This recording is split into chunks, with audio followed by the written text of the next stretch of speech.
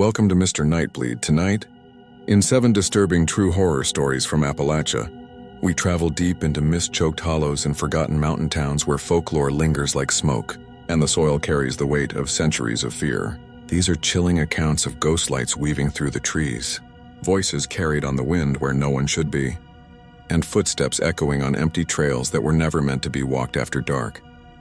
This is a new channel, and my goal this month is to reach 3,000 subscribers. Almost 90% of viewers watch and leave without subscribing. Don't be one of them. Subscribe now. Before we begin, share in the comments where you're watching from and what hour of the night it is for you. And if there's a place in your town, an abandoned road, a cemetery, or a stretch of woods that unsettles you, type its name. Because once you step into the haunted ridges of Appalachia, not everything will let you go. Kill the lights, silence the world, take a slow breath, and let us begin.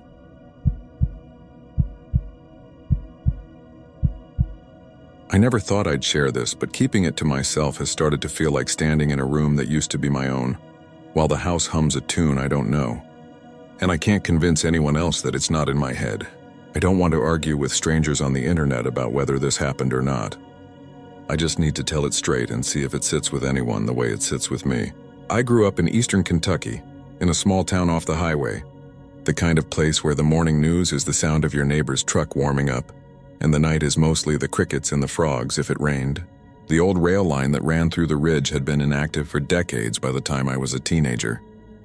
The county put up chain link in a few obvious spots, but there were gaps and everybody knew the cut through the rock we called the Singing Tunnel. You could hike there from a pull-off by the gravel plant. The tunnel looked like an open mouth in the hillside. There was a water stain that ran partway down one side like a tear. If you went in during the day, it was just damp and cool with a trickle of water down the middle. At night, people said you could hear a woman singing, low and steady in words you couldn't quite catch. It was the sort of story kids dared each other with after ball games and church dinners. I never thought I'd need to think about it again. Last summer, I went back for a week because my mom's house needed work. She had slipped on her porch steps and broken 2 bones in her foot. Nothing life-threatening, but the way it happened made her nervous about being alone. And I owed her more time than I'd given. My sister Erin and I split the duties. She lives about 40 minutes away and could check in during the week. I took a few days off and drove down. I brought my friend Nate because he likes projects, and I liked the idea of having someone with me to talk to while scraping paint and replacing handrails. It felt good to pull up to the place where I'd learned to ride a bike and see the maple still throwing shade across the yard. Mom watched us from a lawn chair with her cast propped on a cooler and said it was nice to hear tools instead of thinking, which is a thing only your mother would say in that tone. Erin came by each afternoon with groceries and gossip. I slept in my old room, the one that still had a thumbtack hole where my senior year schedule had been. It should have been an uncomplicated stretch of time. On the second night, after we'd put up the new rails and I'd convinced Mom to let me install a motion light at the foot of the stairs, Nate and I sat out by the car and listened to the wood settle. It had rained at dusk, just enough to freshen the air and make the road steam. The cicadas were going full tilt, and the creek behind the house had that chattering sound it gets when the rocks shift. We talked about the tunnel because that's the sort of thing you bring up if you're from here. I told him the version everyone knows about the bride who died on her wedding day, and how if you stand inside the tunnel after midnight, you'll hear her singing a lullaby nobody can place. Nate didn't laugh it off. He's not one of those people who tries to outcool a story. He said he'd like to hear it for himself. Erin arrived late that night with a bag of ice and a stern look that said we were idiots in advance. She's 3 years younger than me and talks to everyone like she talks to our dog, fond but firm. When she heard we were thinking about walking to the tunnel, she said we could do that if she came along and if we brought a decent flashlight instead of just our phones. I told her we'd be careful. Mom asked us to be back before 1. She said the sheriff was crackling about bears on the scanner. We left around 11 with the air smelling like wet grass and gasoline from the mower I'd run earlier. It's a 20-minute drive if you take the straight shot, then a short walk on a washed-out service road that always looks like it's about to close up. The gravel pull-off had one other car in it, a pickup with a cracked windshield and a parking pass from some factory 2 counties away. I recognized the sticker for the county fair on the back window and a soft drink cup rolling on the floorboard. No one was in or around the truck. We took the light and a first aid kit because Erin never does anything without backups, and we walked into the trees. There's a change that happens when you go from road to path at night. The sounds reorganize themselves. The bugs you hear are closer, the branches breathe, and the crunch under your shoes announces you in a way your front porch never does. We didn't talk much. The three of us have different footfalls, and I could feel them in my legs. Nate's steps are steady and unhurried. Aaron's are a little quicker. Mine felt too loud. The light picked out the white smear of a paper plate someone had left on a stump. Then the beaten dirt where the road loses patience and turns into a path. The tunnel is just beyond a turn that always feels sharper than it is. When we saw it, my mouth went dry, which annoyed me. It looks exactly the way I remember it, but I'd forgotten how the darkness inside it doesn't reflect. Town kids call it chalkboard black. The air that comes out is cooler than the air that goes in. For a minute we stood on the lip and listened. Water dripped inside. Something small, probably a bat, skittered farther back. There was a faint smell of iron. Aaron swept the light across the ceiling where late kids had sprayed their names in paint. The beam clipped something reflective that looked like an old bottle. We stood there long enough that my eyes adjusted a little, and I could make out the ribs of the stone. Nate asked what time it was. I looked at my phone and saw 11:43. I said we should go at least halfway in and stand in the middle for a few minutes.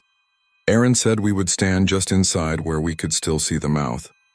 I told her that was fine, and we stepped into the tunnel. The way our footsteps echoed made it sound like we had more people walking with us. I felt the way you do when you walk into a church after hours, that prickle like you're interrupting.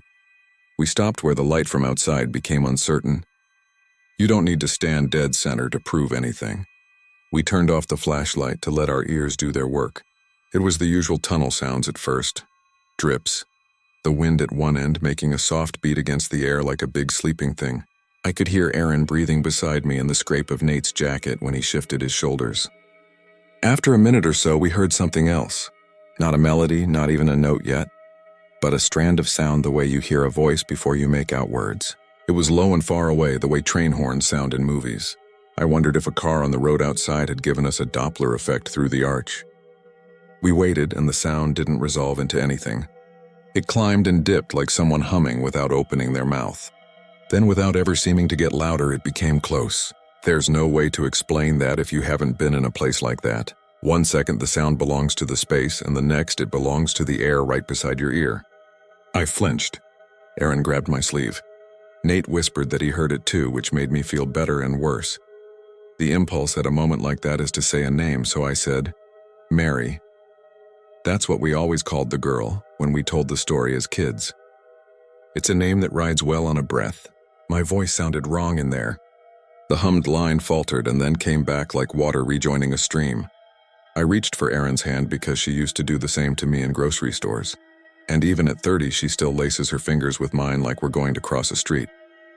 Nate raised the flashlight but didn't turn it on. We stood like that for what felt like 5 minutes and could have been 30 seconds. The humming didn't become a song. It stroked the air and edged around us like a cat you haven't seen but can tell is in the room. I wanted to speak again, but I didn't want to break whatever it was that had found us. Then it changed. It didn't get louder or faster. It opened a little, the way lips part when someone takes a breath before the first line of a lullaby. We heard the shape of words that didn't carry the words themselves. My mother used to sing at the sink when we were small. Old mountain tunes she learned from her grandmother. And even when the lyrics were English, they were strange if you wrote them down. This felt like that time before the words, where you know what's coming without knowing it. I had the feeling I should know it. My mouth started to move. We made it 20 feet before the sound moved with us. We didn't agree on it out loud, but we turned back toward the mouth. The flashlight was a weight in my hand, and I hated that we hadn't switched it on. The sky beyond the arch looked like a dim blue thing with insects drifting in it. There was a new sound now. It came from the water running down the center. It made a different tone because our feet changed how it moved. It tapped against a rock with a rhythm that wasn't natural. 3 taps, then a space, then 2, then a space, then 3 again. Erin felt it too because she squeezed my fingers quickly in the same pattern and then let go. That was when the humming stopped. It ended like a breath ends when you realize someone is listening to you. My ears rang the way they do after a concert. Nate said my name, just the one word, and it sounded like a question. We came out of the tunnel into night that felt like it was hanging from the trees. Walking away, I told them I didn't want to make more of it than there was. Aaron said we could talk about it back at the car. Nate kept glancing over his shoulder without meaning to. There was a smell in the air that wasn't wet stone anymore. It was something sweeter and wrong, like flowers left in a vase too long. Halfway to the pull-off, we heard footsteps behind us. Not our echoes, feet in wet shoes taking care not to splash. We stopped and the footsteps stopped. I told myself it could be the other car's people cutting in late. Hunters or kids doing the same thing we had. We stood still until the frogs and the insects forgot us again. Then we walked and the steps walked with us. After a few minutes, a voice called from the trees. It was a man, older, not shouting, not trying to scare anyone. He said, "You kids okay up there?" My entire body relaxed the way it does when you see a porch light come on at the end of a driveway. I called back that we were fine. The man stepped out of the brush with the kind of stride that comes from knowing a place. He wore a ball cap and an orange safety vest over a flannel. He said his name was Lo. He said he lived up the road and walked the ridge when he had trouble sleeping, which he had lately because his wife had a cough she couldn't shake. He said he likes to listen for coyotes and for the old owl that lives near the quarry. He looked at us the way grown-ups look at teenagers, measuring how much trouble we were about to be. Erin handles people, so she smiled and said we were just looking and we were headed out. Lo nodded at the tunnel without turning and said the county should have sealed it after kids spray-painted the culverts last year because people coming in at nightfall down on the slick rock and have to be carried out by the volunteer fire crew. Then he asked if we heard it. He said it like it was a thing you say, not like a thing you want to scare someone with. I said we thought we heard something. He looked at the path again and said he heard it sometimes on nights after the rain when the water runs steady. He held up a finger and hummed a line that wasn't a tune but was exactly the shape of what we'd heard inside. I felt something in my throat answer before I could close my mouth. Back at the pull-off, the pickup was still there. Its windows were open an inch. There were no people beside it. Lo said he sometimes walks this way after midnight and he sees cars left here until morning. No owners. He said he tries not to think about it. He told us to be careful going home and to tell our mama he hoped her foot healed fast because he knew who we were, which is the kind of thing that only happens where everyone knows everyone by a second-hand angle. We thanked him and drove back in the motif of the wipers. Mom was asleep when we got there. Erin made tea like that would reset our minds. We didn't say much else about the tunnel. Nate asked me to send him any old songs my mom used to sing. I said I'd try to remember. The next morning, Erin called to say she was taking Mom to the clinic because her cast felt loose. Nate and I cleaned up the porch.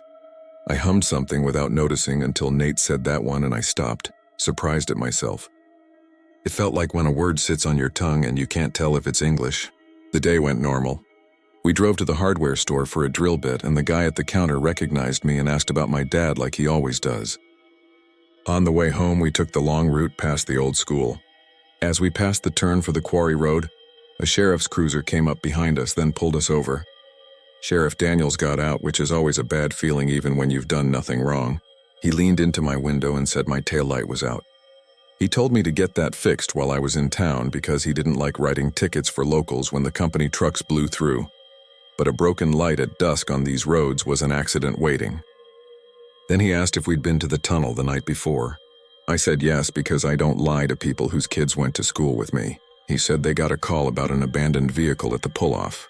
He asked if we saw anyone with a factory pass from the plant in Hazard. I said no, just the truck. He nodded like that was what he thought. He told us to head on and be careful. There was no follow-up about the truck in the days after, and I didn't ask because that's the way people handle gaps in news at home. We respect what we can't fix or we pretend to. I slept on the couch that night because Mom's TV has an audio buzz that somehow layers with crickets in a way that felt like company. At 2 a.m, I woke to silence, the kind that has to be made. The power was out. The motion light outside was off. The refrigerator had lost its background hum. I could hear rain starting up on the roof. I reached for my phone and saw the battery at 15% because I had fallen asleep without plugging it in. The house felt like a boat for a second, creaking while the wind changed. From the hallway, I heard the soft, uneven tap that my mother's cane makes when she tries to walk without waking anyone. It moved toward the kitchen, paused, then resumed. I got up and met her in the doorway. She leaned against the frame and said she felt fine and only wanted water. I helped her to the sink and held the flashlight under my chin like a camp counselor, while she let the tap run to clear the air from the lines. The pipes groaned and coughed. When the water came, it didn't run, it pulsed. 3 beats a space, 2 beats a space, then 3 again. Mom looked at me with her mouth fixed in that way that softer people use to keep themselves from admitting fear. I turned the handle off and the pipes thumped one last time like someone on the other side had tapped back. The power blinked on then with the sudden vulgarity only modern appliances can make in a night like that. The TV blared at low volume. The refrigerator clicked and shivered. The hallway light stuttered and steadied. We pretended we didn't hear what we heard.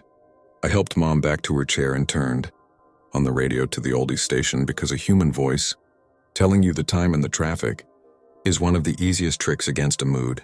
The next morning, Erin came early because she said the clinic could take Mom sooner if we arrived before 9. Nate drove into town to get a new taillight and grab coffee. I stayed behind to put together a list for the last day's tasks. While I wrote at the kitchen table, the radio station fizzled and came back. Fizzled and came back like a bad chord trying to catch. I turned the dial through static. For a second, a single pure note slid out of the speaker, as if the band had tuned to someone else's key. It held just long enough for me to think it was part of some ad. Then it dropped back to a talk show. I clicked the radio off and stood there with my mouth open again like a fool. We hit the end of our week with everything mostly in place. The handrail was sturdier than it ever had been. The motion light picked up raccoons the way it should. Erin had arranged a neighbor to check on Mom each morning. I dreaded leaving and also wanted to be inside my own apartment walls where nothing had ever sung without a person attached. The night before I left, Nate suggested we walk one more time to the ridge during daylight. He said he wanted to see the tunnel in sun and prove it was nothing but a hole in a hill. Erin said she'd meet us after work if we waited until early evening. We didn't want to keep Mom alone that long, and she gave us that patient look that means we are still her kids. We took sandwiches, water, and the same flashlight out of habit because once you have carried one for this, you don't stop. The trail looked friendlier with the sun on it. The tunnel did too, and that way places do when you can see the green growing around their edges. We stood at the mouth and stared in while a ground beetle negotiated a pebble between our shoes. Inside it smelled the same. I do not know why I stepped in first. I think I wanted to prove something to myself and couldn't say what. We walked in far enough to see the light dissolve to a dust behind us. I put my hand on the wall and felt the cold wander up my palm. Then we heard a voice, not humming this time, a real human voice from outside calling. It sounded like the sheriff at first, that same rhythm. It said hello the way people do when they don't want to startle you, but want you to know they are there. I answered. The voice came again and said something that could have been our names. Then behind us toward the dark another voice. It was softer. It had that shape of a lullaby but clear enough that you could tell it was a person, and not an idea. It said my name in a way no one alive says it, with the old family drawl my great-grandmother had, the one my mother would slip into if she was tired or sad. Erin had told me once that when Mom sang to us as babies, she slid into her grandmother's vowels without knowing. I turned to where the dark pressed closest. There was nothing to see. Nate put his hand on my shoulder. I felt him pull and I wanted to say no. Give me a second, I want to hear how she says it again. The voice came a second time, patient. It was almost a melody. I took a step toward it. Erin's phone rang in the outside world and snapped whatever was happening. The ring sounded wrong in the tunnel, like a bird chirp inside a church. She answered and it was our neighbor. He said Mom had fallen asleep and he didn't want to wake her to say goodbye. He said he'd stop by in the morning to make sure she ate. Erin told him thank you and we were inside. She told him where. He said to be careful because the ground stoops near the center where the water pools, and folks turned ankles there. He said that's what the fire crew always found. The practical set of words made me feel foolish again for leaning into the dark. We walked out into the full light feeling like we had been underwater. I don't think we would have said anything about what we heard, but when we reached the lip, a figure stepped from the trees on the far side of the clearing. It was Lowe again in his orange vest. He lifted a hand and I waved back. It struck me as odd to see him in the day. He asked how we were and if our mama was feeling steady yet. I said she was. He looked down the path to the pull-off like he was measuring distance and said the sheriff had found the pickup's owner. The man worked nights. He'd gone to the tunnel on his break because his grandfather used to bring him there, and he fell in the dark, hit his head, and got turned around in the woods when he tried to walk out. He lay down near the creek and went to sleep because he was dizzy. He woke before dawn and walked to the road. He didn't want a fuss and didn't want his boss to know he'd left the plant. Lowe said all that as if it were exactly the kind of explanation that makes a thing settle. He said he'd been worried all the same. He said there were some old things in these hills worth being careful with. Then he raised a hand again and went on his walk. I left the next afternoon. The drive back to my place felt longer than it should. When the interstate thinned and the radio tower near my apartment blinked into view, I exhaled. I told myself the tunnel was a place where air moved through stone in a way that made harmonics if the water line was right, and that a brain that wants to hear a song will find one. It felt good to be in my kitchen with its ugly cupboards. I slept without dreaming for 2 nights. Then I woke at 3 with the certainty that someone in the next room was talking just under the sound of the refrigerator. I lay there until the sun came, telling myself it was a neighbor's TV. At work the next day, I caught myself humming at my desk while I copied a list into a spreadsheet. My coworker Shannon said she liked that song and asked who it was. I said I didn't know. She laughed like she thought I was gatekeeping and went back to her screen. At lunch, I walked outside and sat on the low wall near the parking lot. The wind had a little damp to it, the way it does when the air is about to change. A city bus pulled up at the light, and something in the way its brakes sighed struck the same shape in my chest as the tunnel. I swallowed and tasted iron. I called Erin that evening to ask how Mom's foot felt. She said fine. She said the neighbor had come by like he promised and left a casserole. She said the sheriff had called about a general meeting at the fire hall to talk about keeping people safe on the trails. Then she said she had something funny to tell me. She said when she turned on the shower that morning, the water came cold and then warm. But in between, there had been a run where the spray hit the tub in a pattern like a little kid drumming. 3 beats, a pause, 2 beats, a pause, 3 again. She laughed like she was trying to make a weird thing smaller. I told her maybe the air in the line had made it. She said maybe. She asked if I had slept all right. I said yes because I didn't want my sister thinking I was spooking myself in the city. We hung up and I sat in my living room longer than it takes to drink cold coffee. There are small habits you learn for no reason and keep. That night, before I went to bed, I put a glass of water on the nightstand the way my mother used to when storms were forecast. I told myself it was for the dry air. Before I turned off the light, I noticed the water had a faint ripple. Not a breeze ripple, a pulse. I tapped the glass with my fingernail. It stilled. I slept with my hand on the covers like a kid. This goes on in small ways and then retreats. I don't hear it every night. Sometimes weeks pass when nothing in the plumbing or the radio makes me think about a woman walking into a tunnel in a white dress she didn't get to wear past noon. Then something brings it back. I got a voicemail once that was nothing but a soft hiss. I played it twice and used the number search and came up with a spoofed line. I told myself it was a telemarketer. It still made my palms sweat.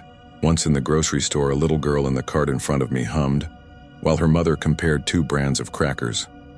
The tune was nothing, just a few notes like a nursery rhyme, but I felt my mouth wanting to form a note I did not know I knew, and I had to leave my cart in the aisle and walk to the bathroom and run water until my breathing stopped shaking.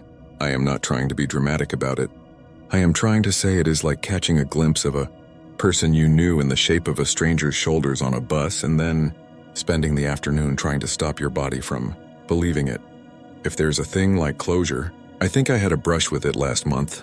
I was back in town for the weekend because Mom had a follow-up at the clinic.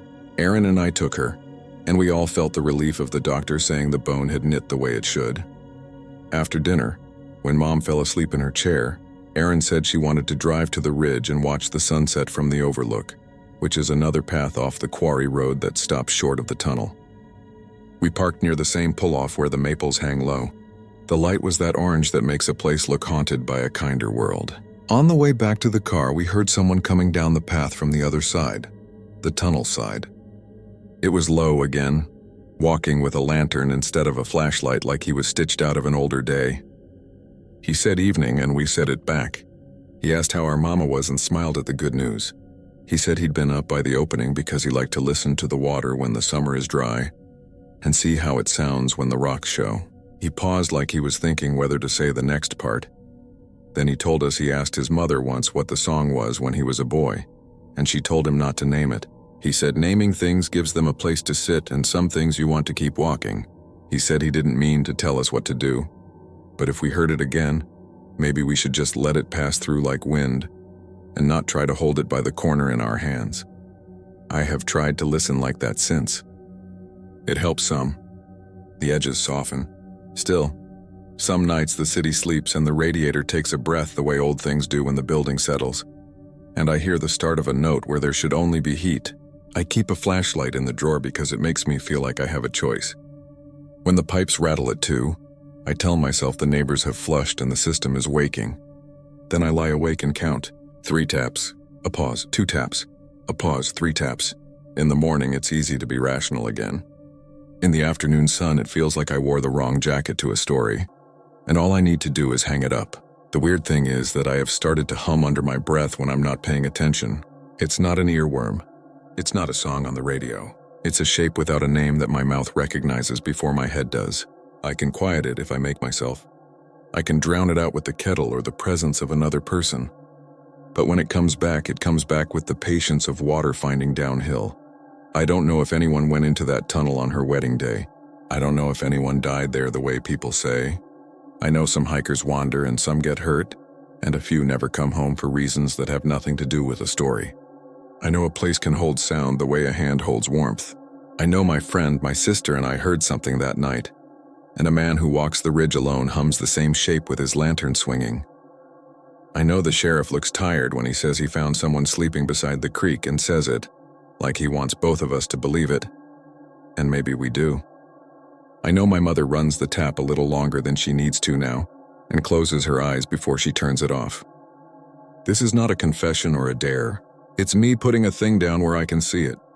If you ever find yourself in that part of Kentucky after a day of rain, and you find the gap in the fence and the sloping path and the mouth in the hill, and you stand inside long enough to let the dark sort your hearing, and it comes, try not to listen the way you do when you want to catch a lyric. Try to let it be. Don't step forward when it says your name like someone who knew you before you were a thought. Walk back out into the normal air and get in your car and go to a place where the refrigerators hum and the weather comes on in half-hour blocks. Then later, when the house is quiet and the faucet coughs back to life after a day of heat and the glass on your nightstand quivers like a little animal, don't tap back. That is the best advice I have.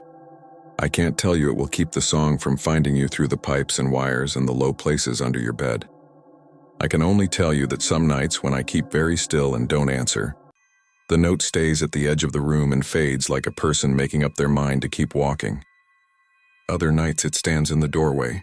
It waits the way some things do that aren't in a hurry. If you ever hear it, and you will know it if you do, you will understand what I mean when I say it feels like being asked a question you shouldn't answer out loud.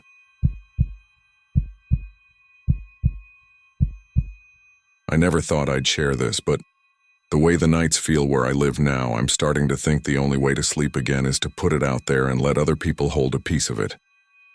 I'm not trying to convince you this happened. I don't care if you think it's stress or a trick of light.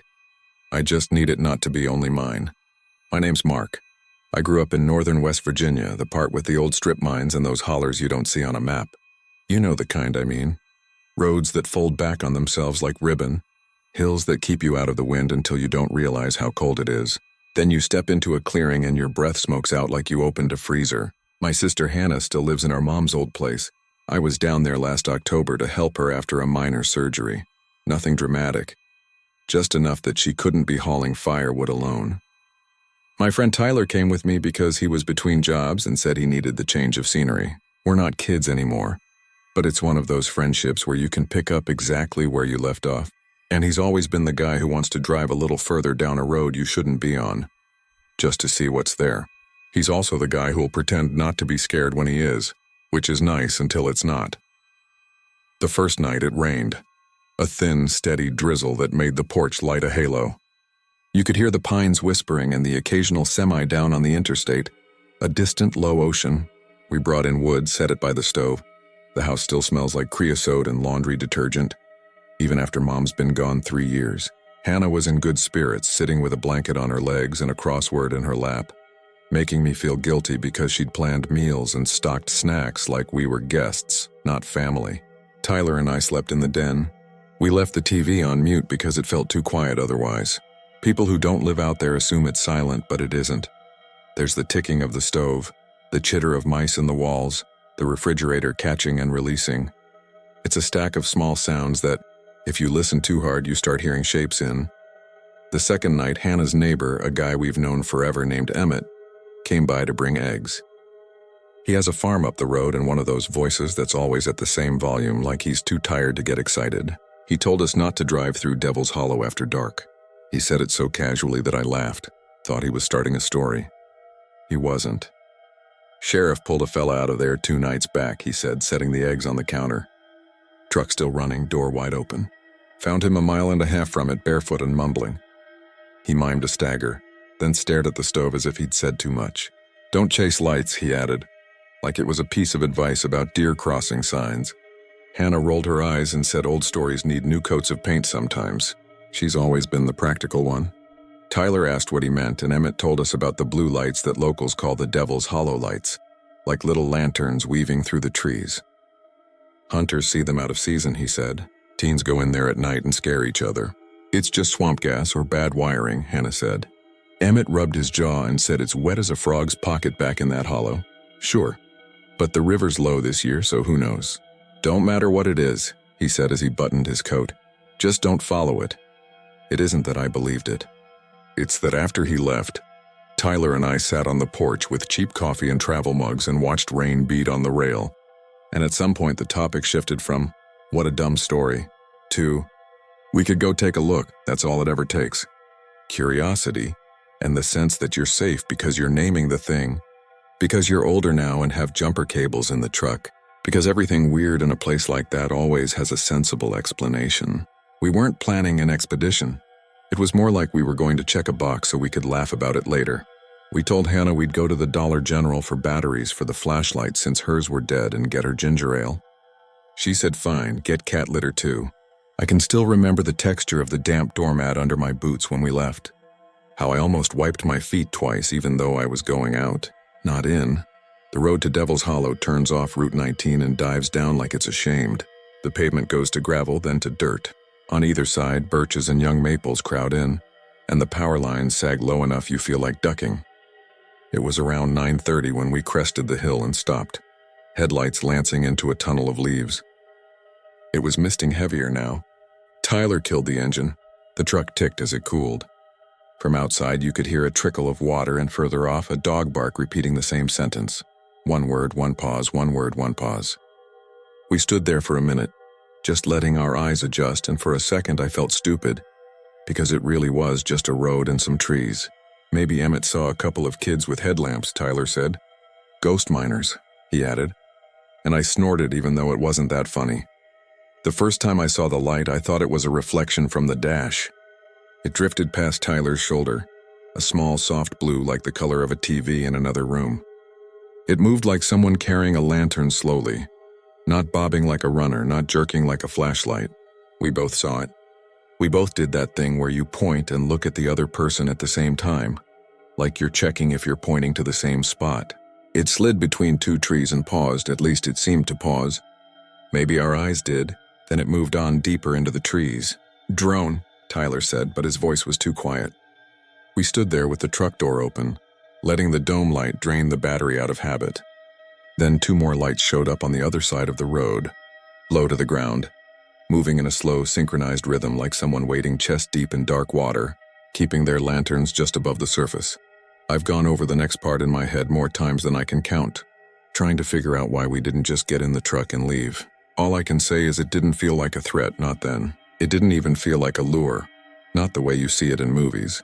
It felt like a path appearing where you hadn't noticed one before, the way a deer trail suddenly becomes obvious once your brain switches to see it. Tyler said, just to the big oak and back, and started walking. I grabbed the flashlight, tested the beam, and followed. The ground sucked at our boots. There was the smell of wet leaves and old water, and the air had that cool, metallic edge that means there's a hole in the earth somewhere nearby. We weren't whispering, but it felt like we were. The beam from my light looked too white against the blue. I turned it off. The lights were brighter when I did, which should have told me something, but didn't. We stepped off the road into the trees. The sound changed immediately. The dog was gone, the trickle of water closer, and there was this new noise, a thin, wheezy whistle that seemed to come from the ground. It wasn't constant. It rose and fell like a sleeping person's breath with a roughness on the inhale. Tyler stopped and cocked his head. "Hear that?" he asked, but his voice had gone a little away. The way sound gets when you drive through fog. The lights kept a steady pace. It was that weird sense that they were moving as fast as we were, never speeding up or slowing down. At one point, Tyler stepped over a downed branch with a small nod of caution you use when crossing your own yard in the dark, and the lights seemed to mirror the same careful motion, like they were matching our steps. "Okay, that's creepy," he said and tried to laugh. It came out dry. The leaves thinned and there was a dip. And that's when I realized the whistle wasn't from the ground, not exactly. It was from under it. We'd reached a place where the earth fell away into a shallow depression, like a sinkhole that stopped halfway. The soil here was darker, and someone had dumped concrete blocks years ago to keep the slope from sloughing off, but they'd tumbled and settled in a way that made little gaps between them. Cold air blew out of those gaps in a tired, fitful way, the way a cooler exhales when you pop the lid and close it again. It smelled like limestone, wet wood, and something electrical, like when you turn on an old ceiling fan after months and it sparks dust. The lights slowed, if lights can slow. That's the only time I saw them hesitate. One hovered near the largest gap in the blocks. The other two circled around as if checking whether we were close enough.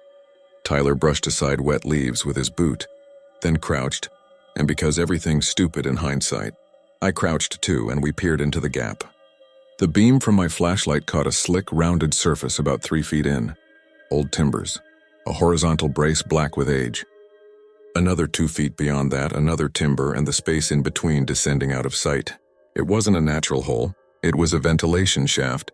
That was the moment I started to make actual sense of what we were seeing. Not ghosts, not demons, but old mine works. It fit the smell and the air and the way the ground fixed itself around the blocks, like someone tried to cap it in time one. There are shafts all over that part of the state, some marked, some not. That's a problem, I said, which was the closest I could get to let's leave. Tyler leaned closer and the light hovering near the gap pressed itself toward his face. For a split second I saw the inside of it. This is hard to explain. Like seeing a soap bubble too close, that fine surface with a sheen that isn't a color you can name. Then it wasn't in front of his face. It was over his shoulder again. We stayed like that for too long, crouched like kids at a creek, watching a hole breathe. When I finally stood to move Tyler back, he didn't stand with me. He reached a hand into the gap, palm down, like he was taking the temperature of bathwater. "Don't," I said, and grabbed his jacket. He jerked forward anyway, as if something nudged him, not a yank, just a matter-of-fact push from behind. He caught himself, but his hand disappeared to the wrist, and he made a sound I've never heard from him. Not a yelp. Just this short out-breath that made me think of the old ceiling fan again. That spark. He pulled his hand out immediately, and it was fine. Not burned or frozen, just wet with condensation. He stared into the gap like he'd heard a voice. "Did you?" he started, but I didn't let him finish. I hauled him up by the collar, and he came up stiff and blinking as if he'd been asleep. On our way back to the road, everything felt closer. The trees angled in. The light stayed at the edges of our steps like cats trotting just out of reach. I flicked the flashlight once and saw a shine in the high branch of a pine. 2 small eyes.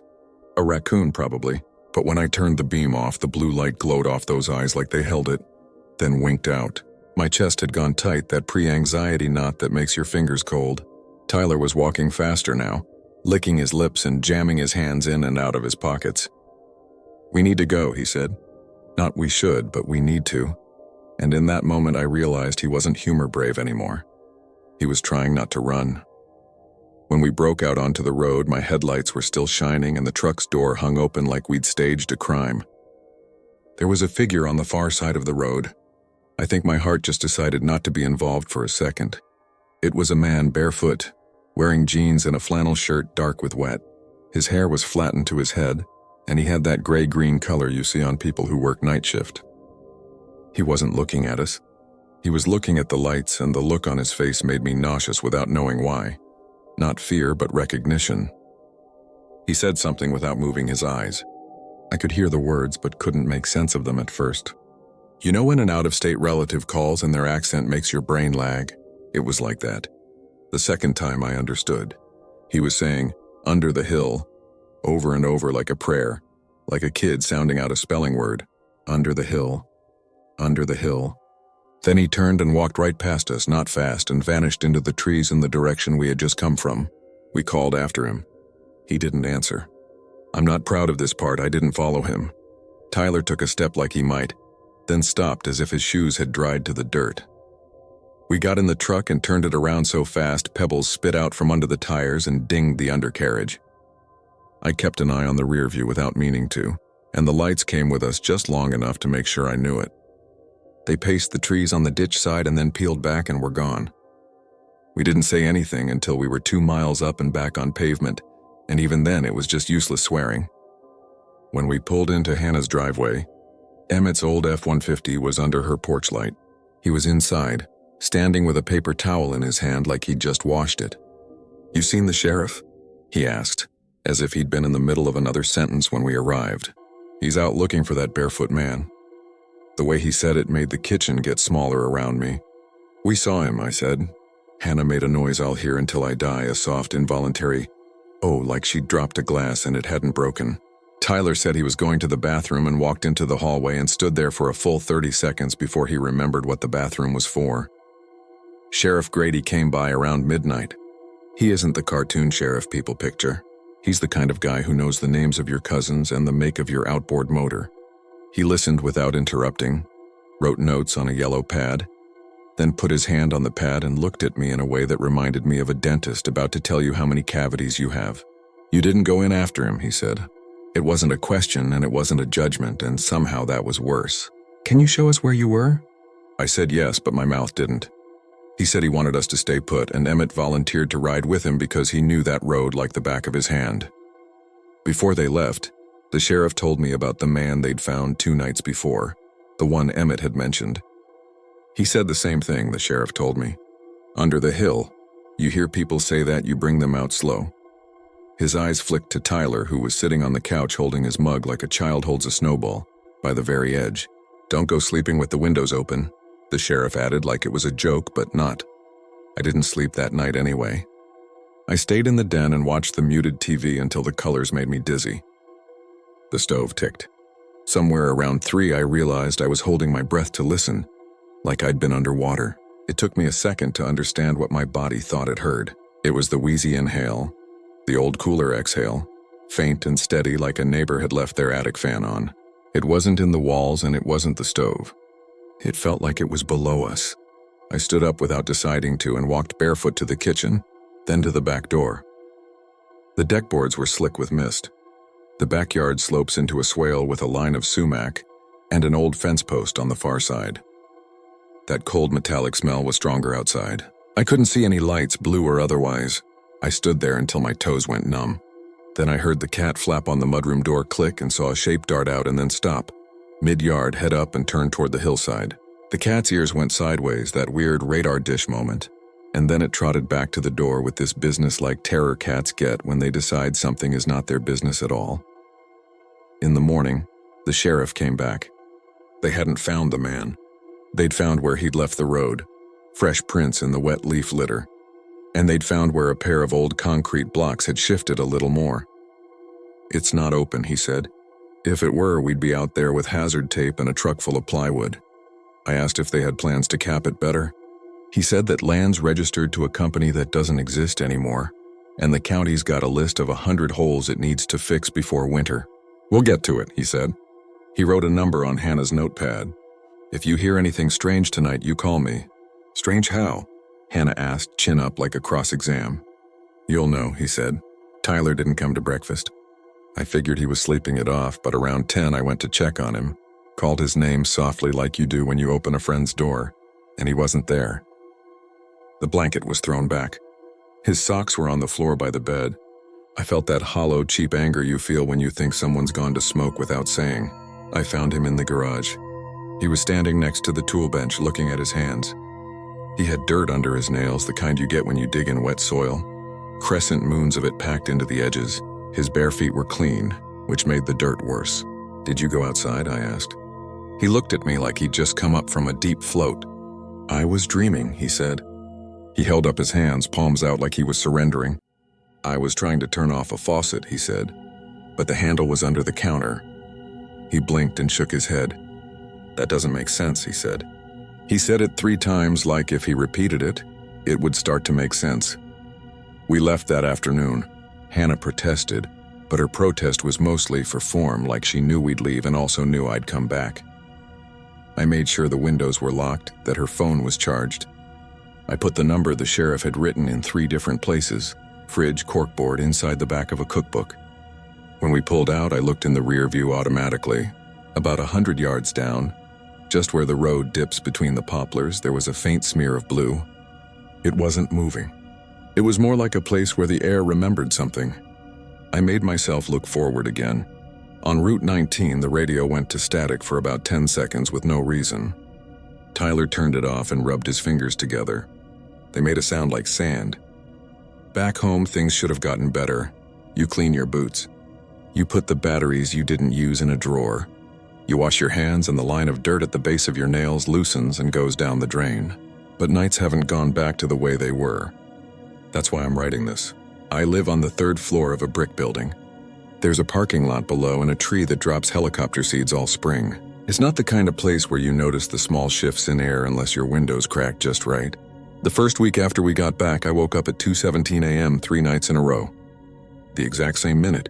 The 3rd night I stayed still and knew not to look at the clock because knowing it was 2:17 would make it true. I listened. I heard the fridge. I heard a car pass on the avenue. I heard the hum that's always there, that layered city quiet. And underneath I heard that breath. Inhale, rough and thin, exhale, short and tired. I told myself it was the pipes. I told myself it was the elevator. I told myself anything, and those explanations would have worked if the timing was random. But it comes in a rhythm. Sometimes I imagine if I put my palm to the wall, I'd feel it tick against my skin. 2 days ago, I got a text from Hannah with just a photo and no words. It was her backyard at dusk. The swale is darker than the yard and the sumac looks like someone scribbled black on the sky. In the lower left of the photo, barely there, is a smudge of blue. It could be lens flare. It could be a reflection from the kitchen light. It could be nothing. She didn't send a second text to explain. The next morning she called me and talked about normal things. The neighbor's kids, a sale at the co-op on cat litter, which made us both laugh a little too long. At the end, she said, "Did you ever find that extra pack of batteries?" Her voice had a flatness to it, like a penny hammered thin on a railroad track. "Yeah," I said. "They're in the drawer by the stove." She said okay and hung up without goodbye, which she never does. I haven't heard from Tyler in a week. He doesn't answer calls, but he texted me late last night. One sentence. "Do you ever feel like an open window is a mouth?" I typed something back and deleted it and typed something else and deleted that too. I ended up sending, "I'm coming over tomorrow," because I thought if I said that, I'd have to do it. He read it and didn't reply. I sat on the couch with my feet up, and at some point I realized I had my shoes on even though I never wear shoes on the couch. There was soil on the doormat when I went to bed. I'd vacuumed earlier. I stood in the doorway and stared at it like if I looked hard enough it would be dust and not dark, wet new. I don't have a moral. I don't have a warning that will make a difference. I wish I could tell you it's a hoax or we misread a pattern. I wish I could say we followed the lights and found kids with mason jars and LEDs, or a photographer with a tripod and a drone. That would make a better end to this. But here's what I can say. When people in places like that tell you not to go down a certain road after dark, it's usually because they've learned it the hard way. And when someone says don't follow the lights, maybe they don't mean it as a campfire story at all. Maybe they mean there are holes under the hill that go places you can't see from the surface, and air that moves because the earth is breathing whether you're listening or not. Maybe they mean the lights don't ask you to follow.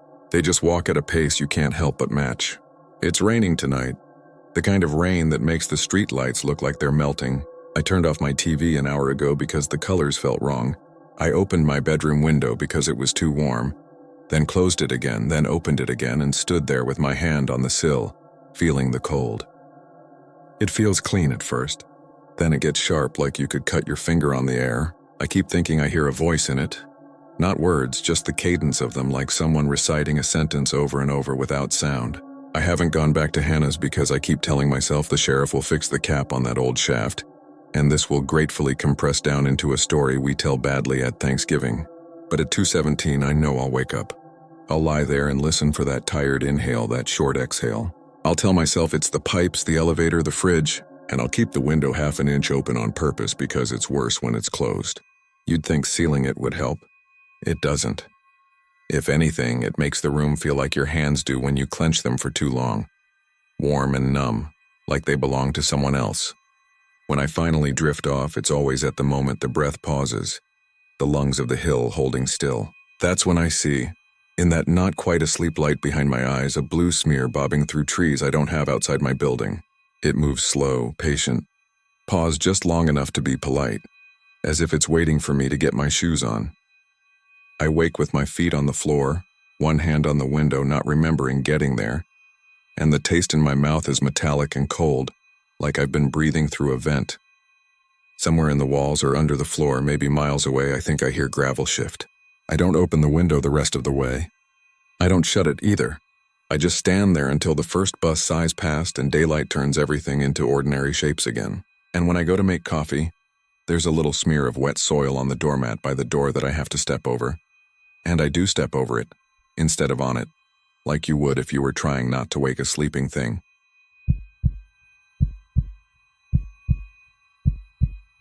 I've kept quiet about this for a long time because saying it out loud makes it feel real, not like one of those weird road trip stories that gets better every time you tell it. I'm writing it down because my sister sent me a photo last week that made my stomach drop. A photo of the inside of her windshield at 6 in the morning, covered in a thin mist from the cold. Right in the middle of it was a little wet handprint, too small to be hers, pressed from the inside, with the ring finger bent off at a strange angle. Seeing that picture took me straight back to a night I've been trying to file away as a bad dream. Something you laugh about later with a beer in your hand and lights on. The problem is that there are parts of this that I can still smell and feel, like cold damp air and the tick of cooling metal. And you can't smell a dream. This happened 3 summers ago, mid-September, that time when the heat is still hanging on but the evenings get cool. My sister Leah and I decided, bad impulse, to drive overnight to surprise our mom for her birthday in Knoxville.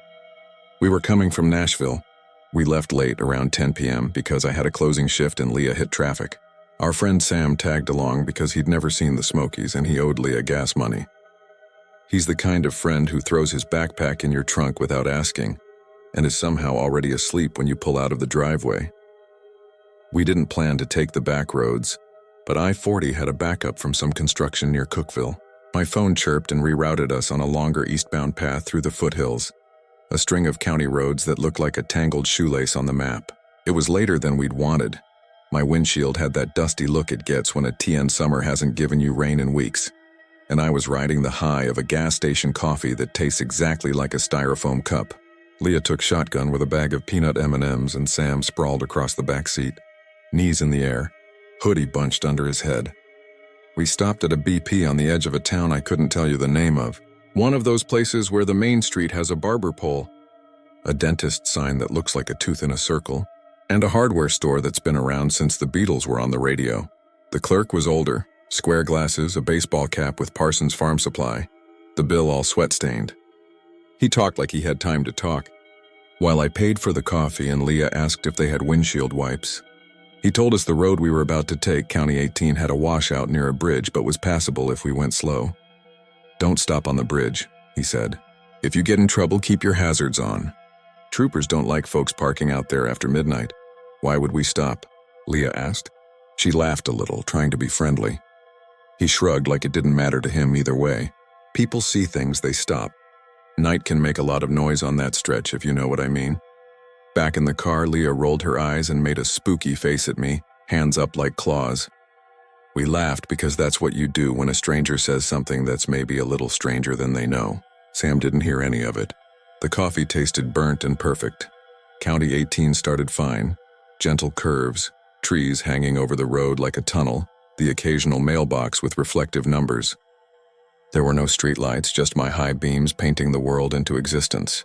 The radio found one of those late-night call-in stations where it's all soft voices and someone dedicating a song to their third-grade teacher. I turned it down to a murmur, just enough to not feel like silence. We were making decent time. About half an hour from the BP, we reached a green road sign riddled with bullet holes. Past that, the asphalt got ugly, patched and cracked, the kind of surface that changes the sound in your tires. The air cooled noticeably when we crossed into a low dip in the road. Leah tapped the dash and said my check engine light had flickered, but it didn't stay on. "Probably the gas cap," I said, because that's what I always say when cars do weird things. I tried to keep my voice calm so she wouldn't start catastrophizing. Then the GPS got weird. The blue line would drift and snap back. The little arrow froze for a second while the car kept moving, as if the phone needed a moment to decide if we existed. I do not like when navigation looks like it's had a long day. It amps up a quiet worry. What if you pass the turn and don't realize until you are deeper in? What if you end up on someone's land at 1 a.m. and they don't want you there? We came to the bridge by accident, slow enough that we didn't clatter onto it. It wasn't a proper bridge, more like a narrow concrete slab over a creek, with low side rails that came up to the doors. On the right, hanging off a bent signpost, a sheet of reflective tape said, "One car at a time." The head beams threw a flat whiteout across the water below us. The creek's surface flashed, then went black again. The radio fuzzed out and came back in a milder, almost human-sounding static. I eased onto the slab and felt the car tilt slightly. You know that feeling when a road changes material under you? The tires hummed differently. "Hold your breath," Leah said. A leftover childhood habit where we did that on bridges for luck. She took a big one and puffed her cheeks. I did too, because rituals feel safer than breaking them. Halfway across, something hit the car. Not hard. A single dull tap like a knuckle on a door. The kind of sound you get when a big moth smacks your window. Sam sat up like he'd been yanked by a string. "What?" he said, voice thick with sleep. Leah's hand flew to the lock button out of reflex. Click. I didn't see anything but the concrete ahead of us and the railing to the side. The water looked like oil. "It's a branch," I said, even though there wasn't a branch to blame. The creek had slick stones and a few scraggly shrubs clinging to the edges. Then there was another tap to my left at my eye level, on the glass. This one slid downward an inch with a sound like a fingertip dragging on a clean window. No shape. Just a smear through the condensation I hadn't realized was there. It was getting cold enough that the inside of the windshield was fogging lightly. I hit the defogger out of instinct and the warmer air started to clear it. Drawing a river through the haze, Leah said, "Do not stop." I didn't. I kept my hands firm on the wheel. 10 and 2 like they teach you in high school. We rolled off the slab back onto uneven asphalt. The radio came back to life with a man singing about missing someone he never deserved. My heart rested back down from my throat. I laughed a short, stupid laugh. "See? It's just shh," Leah said. "Not mean, just urgent. Do you hear that?" There was a sound that wasn't engine or tires or radio. It was faint, like something small brushing the passenger window. A skittering? Not quite. More like a soft, deliberate pat, and then another. Sam leaned forward between us, head cocked. The heater cleared the last of the fog, and for a second the glass was clean, reflecting only our faces and the road ahead. Nothing outside. "I think it's the trees," I said. But there were no overhanging branches here, only the ditch and a split-rail fence. Leah shot out a hand and turned the radio all the way down. The silence was big. The soft pat came again, this time from the right side, near the junction where the windshield meets the A-pillar. She said, "It's inside." Something stupid shifted in my brain, and I made jokes to keep it from rearranging itself into something I would not be okay with. "We got a squirrel hitchhiker," I said. Sam didn't laugh. He leaned over and rapped the dashboard twice, a nervous tic he's had since we were teenagers. "Don't do that," Leah snapped. "Please." A white fog swept across the glass again from the edges inward, quick as a breath blown on it. The heater wasn't enough to keep up. And in that fog, hand-shaped, a spot cleared, palm, little fingers pressed from the inside. I don't mean it looked like a hand. I mean the exact shape of one, as if someone were leaning forward and pushing their hand flat against the windshield from our side. It was smaller than any of ours, child-sized, but the proportion of the fingers was wrong in a way I only noticed later. The ring finger curved in closer to the middle finger, and the pad of it smudged in a crescent. I jerked the wheel slightly. The car drifted toward the yellow line, and I corrected. My eyes went wide-hot, Sam swore. Leah sucked air through her teeth and whispered, "No, no, no. Not to me, but to the world." "That's condensation," I said. My voice came out too high. "It's just patterns." Sam leaned back, hands up like he was showing us he wasn't touching the glass. "I'm not, like I didn't." He stopped talking, which tells you how rattled he was because Sam never stops talking when things get tense. He fills silence like a reflex. The handprint stayed for a few seconds and then melted as the defogger caught up. We all stared at the empty place it had been, a blank triangle of clean glass. Leah said, "Keep driving. Don't look at the sides." We passed houses spaced far apart, windows dark, porch lights throwing little circles onto the grass. A dog barked somewhere behind a fence and then went quiet as if someone had told it to hush. Crickets buzzed in waves. The odometer ticked past midnight. We didn't talk. I was suddenly aware of our breathing, 3 people timing their inhales to the hum of an old Honda. 5 miles later, another bridge showed up uninvited. Same narrow slab over water, same low rails. The creek had a different sound here, louder as if rocks were rolling under the current. I slowed. Not too much, just to avoid a blowout if the slab dipped. The radio crackled and cut out again. I didn't even try to fix it. The fog in the car came back blooming around the edges of the glass. This time I watched it happen, the way it curled into itself like a living thing. The heater whirred. Dry air clawed at it, but the fog won for a second and drew a shape. The handprint again, exactly as before. "Drive," Leah said, low and steady. "Just drive." I did. The handprint smeared a little as the warmth hit it, as if whoever was making it pressed harder and moved their hand down a fraction. A runnel formed where the palm would be, a thin streak of moisture like a teardrop. Sam whispered. "I heard about this. Like on a podcast." A girl, "Shut up," Leah said. It wasn't mean this time, just pleading. We came off the slab. The radio popped back with a commercial for a roofing company. "If your shingles are..." And then I turned it off completely because the jingle felt grotesque in its cheerfulness. A mile later, blue and red lights flared in the mirror. For half a second I thought it was a trick of my brain, and then the siren did a single chirp. Polite. I pulled onto the shoulder, tires hissing on gravel. The lights washed over the trees and made our faces look unreal. I rolled down my window and tried to remember where I'd put my registration. Leah was breathing fast. Sam sat up straight and rubbed his hands on his jeans like he'd been caught doing something wrong. The trooper took his time getting out, like they do. He wasn't a scary-looking guy.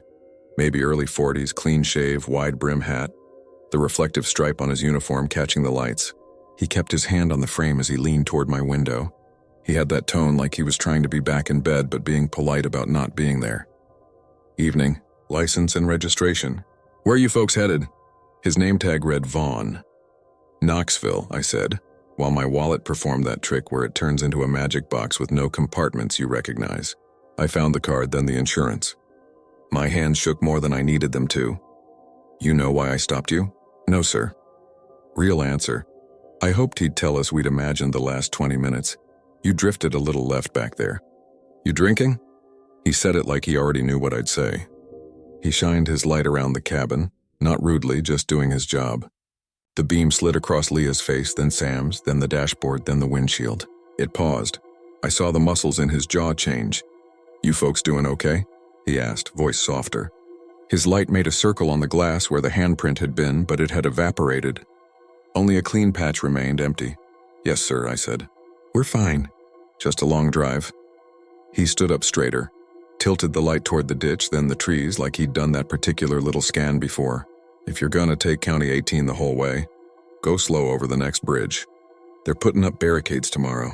Watch the fog in them low spots. It gets thick." He handed me back the license. He was quiet for a second, then, "Keep your doors locked." "We will," Leah said. He touched the brim of his hat, walked back to his cruiser, and let us go without writing anything. As we pulled away, his lights cut and the night snapped back like a stretched rubber band. The third bridge was more a culvert than a bridge. The stream was narrower, choked with weeds, but the slab had the same churned concrete edges. The fog in the car came before we even reached it, blossoming so quickly it looked like breath in a freezer. My lungs felt tight. I clicked the defrost and the air blasted, dry and hot. A faint smell of damp copper rose from the vents, the kind of smell you get when you've left wet leaves stuck on the hood. The fog curled in the middle, and that handprint popped up again so clearly I could see the imagined ridges of a palm, even though that's not how fog works. The bent ring finger looked more crooked this time. I braked a little, not much, just enough to feel the car want to stop. The urge to put the car in park was almost physical, like being pulled by the shirt collar. Not because I wanted to stop, but because something out there wanted me to. Sam said, "Don't stop. Please don't stop." His voice had gone small. The handprint slid, dragging down far enough to touch the bottom edge of the glass and leave a little smear there, a crescent of wet. The radio, which was still off, made a ghost of a sound, a hiss through the speakers like someone blowing air across a bottle. Leah took my arm. "It's going to be over soon," she said, though it wasn't a promise, more like a spell. I drove. The slab ended. The tires thumped onto asphalt. The fog thinned. The handprint melted. The car shivered once, an old car shiver like it was cold too. I stared hard at the white line on the right, the way it curved like a smile up ahead. I didn't look in the mirror. We got to the main road at last, and it felt like a different planet. Gas stations that had stayed open all night. A billboard lit up with a woman smiling about dental implants, a Waffle House with 3 cars in the lot, and a cook standing outside smoking with his apron on, holding the door open with his heel to talk to a waitress. The radio sounded normal again when I turned it on. A baseball broadcast, men calling the slow middle innings like a lullaby. We pulled into a motel because I couldn't keep going the whole way to Knoxville. I know some of you will say, "You should have just finished the drive." But I could feel the tiredness in my bones and in that place behind your eyes where it hurts to blink. Leah found us a place called Darnell Motor Inn, a low L-shaped building with blue doors and a Coke machine out front, 2 planters with dead mums by the office. The night clerk was a woman in her 50s with gray hair braided and pinned to her head. Her name tag read Mrs. Darnell. She had that mountain kindness that's not soft, more like direct honesty with edges smoothed from use. "You're out late," she said. "Roads can be tricky tonight." "We took the long way," I said, and my voice cracked like I was 14 again. She gave us a key with a big plastic tag that said 17. The room smelled like bleach and old carpet.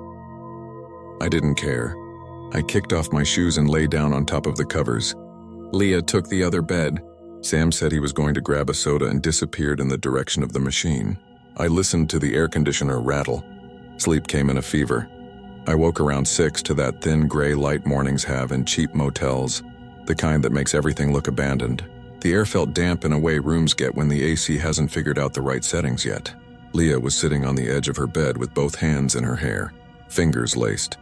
She didn't look at me at first. She looked at the window. The room had one of those big plate glass windows next to the door, the kind with a heavy curtain you can never quite close all the way. There was moisture condensed on the inside glass, a thin fog like you get when it's colder outside and warm inside. And there, at head height, was the handprint. Not on the outside. On the inside. Palm. Fingers. The bent ring finger smudged into the middle. Perfect, wet, fresh. I didn't speak. I went to the bathroom, grabbed the rough towel that feels like it's been washed 1,000 times and pressed it to the glass. I don't know why exactly. Maybe I thought wiping it up would make it not real. The towel came away damp with a smell like creek water. I touched the corner of the window frame. It was dry. I touched the curtain. Dry. I pressed my own hand to the glass to compare. My print was larger, long fingers, no bend. The small one didn't match any of ours. Sam came in with a grape soda and a honey bun and stopped mid-step. "Dude," he said softly. "No, man. We didn't talk about what to do for a long minute. There wasn't a rule for it." "I'm going to the office," I said finally. I wanted someone else to be in the room with the fact of it. Mrs. Darnell listened with her head tilted like it was rain on the roof, nothing she hadn't heard before. She walked to our room with me, not spooked, just practical. When she saw the glass, she chewed her lip. "Kids," she said. "Sometimes they mess around with the windows." "On the inside?" Leah asked. Her voice had steadied into that place she goes when she is trying to act at work. We locked the door. The chain was on. Mrs. Darnell didn't answer right away. She set her palm on the glass like she was taking a temperature. "My husband used to say this building breathes," she said finally. "Fog like this sneaks in through the smallest places. Old motel windows aren't like house windows. They settle." "Does it make handprints?" Sam asked. She glanced at him. "Not unkind, just measuring. Would you like me to call someone?" "Who?" Leah asked. "The police? You'd be surprised what they can do with prints," Mrs. Darnell said. "Or maybe you wouldn't. People watch a lot of TV." She did call, and a city cop came out in a tan uniform that didn't match Trooper Vaughn's olive one. He was younger, tired eyes, coffee breath. He looked at the glass, took our names, asked if we'd had anyone in the room. "No," I said, and I didn't add, "unless something reached in." He didn't take a print because it wasn't a real print, not oil, not anything that would lift. It was just a wettened shape and condensation. He told us to be careful, enjoy our trip, lock our doors. In the daylight. The drive to Knoxville was anticlimactic. Sunrise on the hills, fog sitting in the bottoms like spilled milk, deer at the edges of fields showing off their white flags as we passed. The sense that the night had been a closed loop we'd stepped out of. We got Mom her birthday croissants and flowers. We didn't tell her anything. We fell into that family rhythm where you have to talk about work and neighbors and whether the grocery store has changed its layout again. I pretended my mind wasn't dipping over a narrow bridge every time someone stopped speaking. That night I dreamt I was parked on the slab and something was drawing on the inside of my windshield with a wet finger. Not words, just lines. A little tic-tac-toe board like you'd make to pass time. When I woke up the next morning, I went out to my car first thing. Before coffee, before anything. The glass had a film of moisture from the cold night air, and the shape of a small hand sitting right above the defrost vent. I wiped it. It came back when I breathed on the glass. I put my hand next to it. Mine didn't fit. You want complicated explanations at this point, so do I. Mold patterns. A chemical in the glass cleaner that got on a glove. A glitch with the vent that condenses differently. I took the car to my friend Cal, who works at a garage off Broadway and knows my car better than I do. He checked the cowl and the seals. "You got a little water in there," he said. "It'll dry out. Use the defrost more. You been to a car wash like Heavy? Sometimes they spray up under here." He knocked on the plastic as if answering his own question. I thought about telling him the shape of the moisture. I didn't. I was irrationally scared he'd walk around to the front and see it and not see it, that it would be normal to him. That felt worse than him believing me. I didn't take County 18 again for a long time. When I finally did, because life doesn't avoid your monsters for you, the bullet hole sign was still there. So were the bridges, though they'd put up bright orange barriers around the worst bits and someone had painted numbers on the posts. The creek looked like any creek. The windshield stayed clear. The nights after that stayed, well, not normal but quiet. I stopped telling myself the story in my head. I let it settle into that part of my brain where you keep the open tabs you find overwhelming. Then last week Leah texted me that photo. She doesn't scare easy. If a balloon pops in her ear, she doesn't react. She's been the calm in so many of my messes that I forget she can shake. The picture wasn't from a motel window. It was from her car in a grocery store parking lot at 6 a.m. The sky still gray, other cars with morning dew. The glass had a fog on the inside, like if you'd sat there breathing without the AC on. In the middle, that same little print, the bent ring finger doing the same little curve, like a faint smile turned wrong. Her caption was, "Make it stop. Sam has moved to a different city. He says he never thinks about that night until he does, and then he can't stop for a few hours. He keeps a clean cloth in his glove compartment, the good microfiber kind that doesn't leave streaks. He told me on the phone yesterday that sometimes he sees something dart in the periphery of his vision when he comes to a bridge, like someone small crouched down on the passenger side footwell. He doesn't look. If he acknowledges it, maybe it'll sit up." We both laughed. Not because it was funny, but because laughter feels like a shield if you hold it up fast enough. I haven't told you the part that actually scared me most because it sounds like a movie trick. Please realize I understand how this reads. The day after Leah sent the picture, I went out to my car. It was hot. September in Tennessee can do that, pretend to be July for a little encore. I started the engine and turned the AC up. The vents fired cold air at the glass. For a second, the temperature difference made a bead of fog, and the handprint bloomed and faded like it was taking a breath. I reached to the glove box to grab the microfiber cloth Sam bullied me into keeping. When I touched the latch, the radio turned itself on. I hadn't hit any buttons. It wasn't a station, just a hiss, then a faint sound under it like water over stones. I turned it off. It clicked back on. I turned the dial to a different frequency. It stayed on the hiss. It wasn't loud. It was like someone whispering from a room away. I left it on. I don't know why. Maybe I wanted to see if it would become words. I put the car in gear and pulled out, hands tight on the wheel, trying to look casual so the day wouldn't notice me.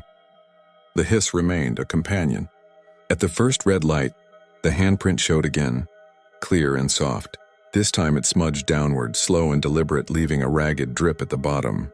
There were cars on either side of me, people sipping coffee, a guy in a suit drumming his fingers on his steering wheel. The regular world. I thought about flagging the suit guy, pointing, saying, "Do you see this?" Part of me believed he'd look and then tilt his head and admit, "Yeah, my kid gets in my car and does that too." Part of me believed he'd look and not see it at all. Neither option helped. The light changed. I drove. I made a left and a right and another right. and found myself on the little two-lane that runs behind the Kroger, the one that dips into a drainage creek. There's a short concrete bridge there, barely worth the word. The handprint faded with the warm air. The radio hiss softened. The street was empty. I rolled across slow. Out of the corner of my eye, don't ask me how I know the size of something you don't see straight on, I had that sense of someone small moving across the footwell to sit near the passenger door, knees pulled up watching the road through the glass. I didn't look. I don't think it wants you to look. I think it wants you to stop. It doesn't feel angry exactly. That's the part people get wrong about fear. Sometimes the worst things aren't rage. They're need. Need has a pull like gravity. It wants you to pull over, to breathe on the glass, to make it easier to leave a mark. It wants to ride where the air blows warm. It wants the bridge to be the last place you want it to be, a place to wait. I went home. I parked. I sat in the driveway long enough for my neighbor, an older man named Pete who always checks the mail in plaid pajama pants, to wave and ask if I was okay. I smiled and said, "Just tired." Because what else do you say to your neighbor at 8 in the morning when you're afraid of small palms and old concrete? I wiped the glass. The radio was silent. The handprint did not come back. I know there's a story people tell on the back road we took, that in the 1970s a girl hitchhiked and didn't make it to where she was going. I didn't know that story when we drove it. I only heard it later, sitting at my mom's kitchen table while my cousin's husband told it like a campfire tale. And Leah and I had one of those looks siblings have across the room, a glance that asks, "Do we tell?" We didn't. He said folks who drive that road sometimes wake up to a tiny handprint on the inside of their windshield, like she still tries to climb in. He laughed at the end. It wasn't a cruel laugh. It was the kind of laugh people use when a story won't end unless you say it like it's not about you. I didn't laugh. I watched the ice melt in my glass of sweet tea and thought, I didn't stop. Is that what matters? I'm not warning you away from any particular place. Roads are roads. We go where we have to go. I'm writing this to do something with the knowledge that there's a little mark that can show up where it shouldn't. Quiet as breath, asking for the same thing we all ask in our own ways. A ride, a moment, a door that opens. Sometimes when I sit in my car at night and the canyon of the windshield turns dark, I keep the defrost on high even if I don't need it. I breathe slow and shallow so my own fog can't give anything else a canvas. It feels stupid. It feels like staying awake on a long flight because you think the plane needs your attention to stay up. If you wake up one morning and your glass is misty from the inside and there's a shape in it that doesn't fit your hand or anyone's, don't think about whether it's real. That's the trap. The reality is not the point. The point is what you do next. Do you wipe it? Do you open the door? Do you crack the window and say, "Where to?" I keep telling myself that not stopping was the right thing. But I find my eyes linger on bridges now, and I notice the way the air changes over water. And sometimes when I sit in traffic, I watch the fog at the edges of the glass and wait for a small hand to swim up like a fish to the surface. Most days nothing happens. Then a morning comes when the radio clicks by itself, and the same gentle hiss pours out, and the handprint blooms in the center, bent ring finger and all, and I put my hand on the wheel and I don't look left or right. I tell myself the world is fine, that no one is there. I tell myself I will not stop. And still, without realizing it, I slow down as I cross the bridge.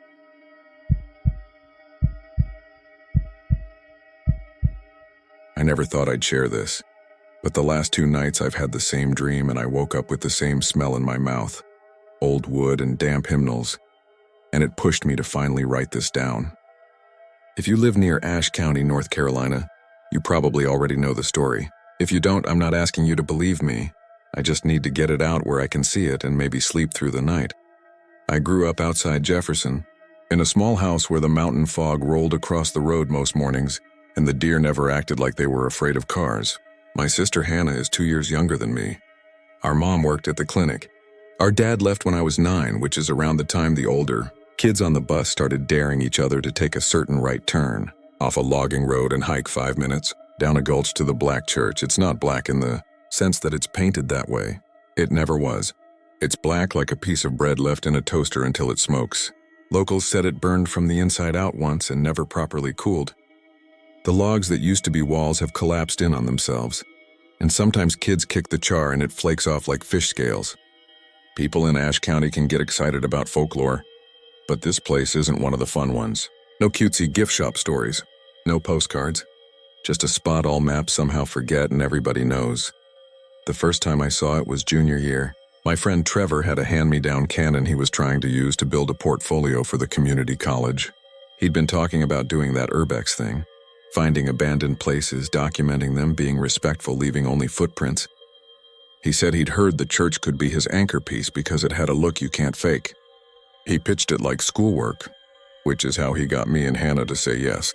We'll be in and out before sunset, he promised, clicking the battery into his camera with a sound that made it feel official.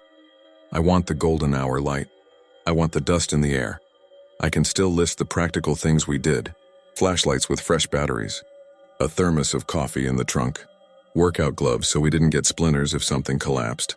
I wore the faded hoodie I always wore for hikes.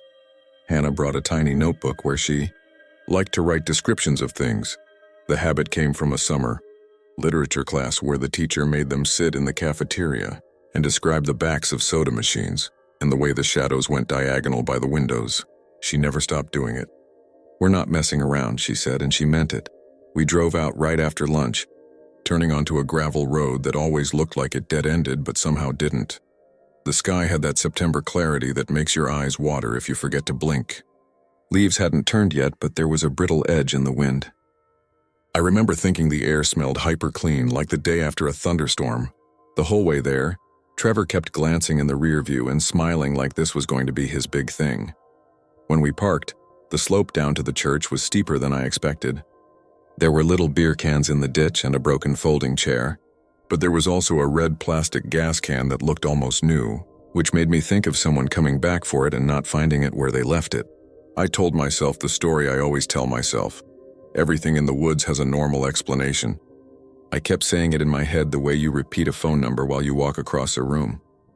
The church sits in a shallow bowl of land with an oak tree crowding one corner. You don't see it until you're almost on top of it.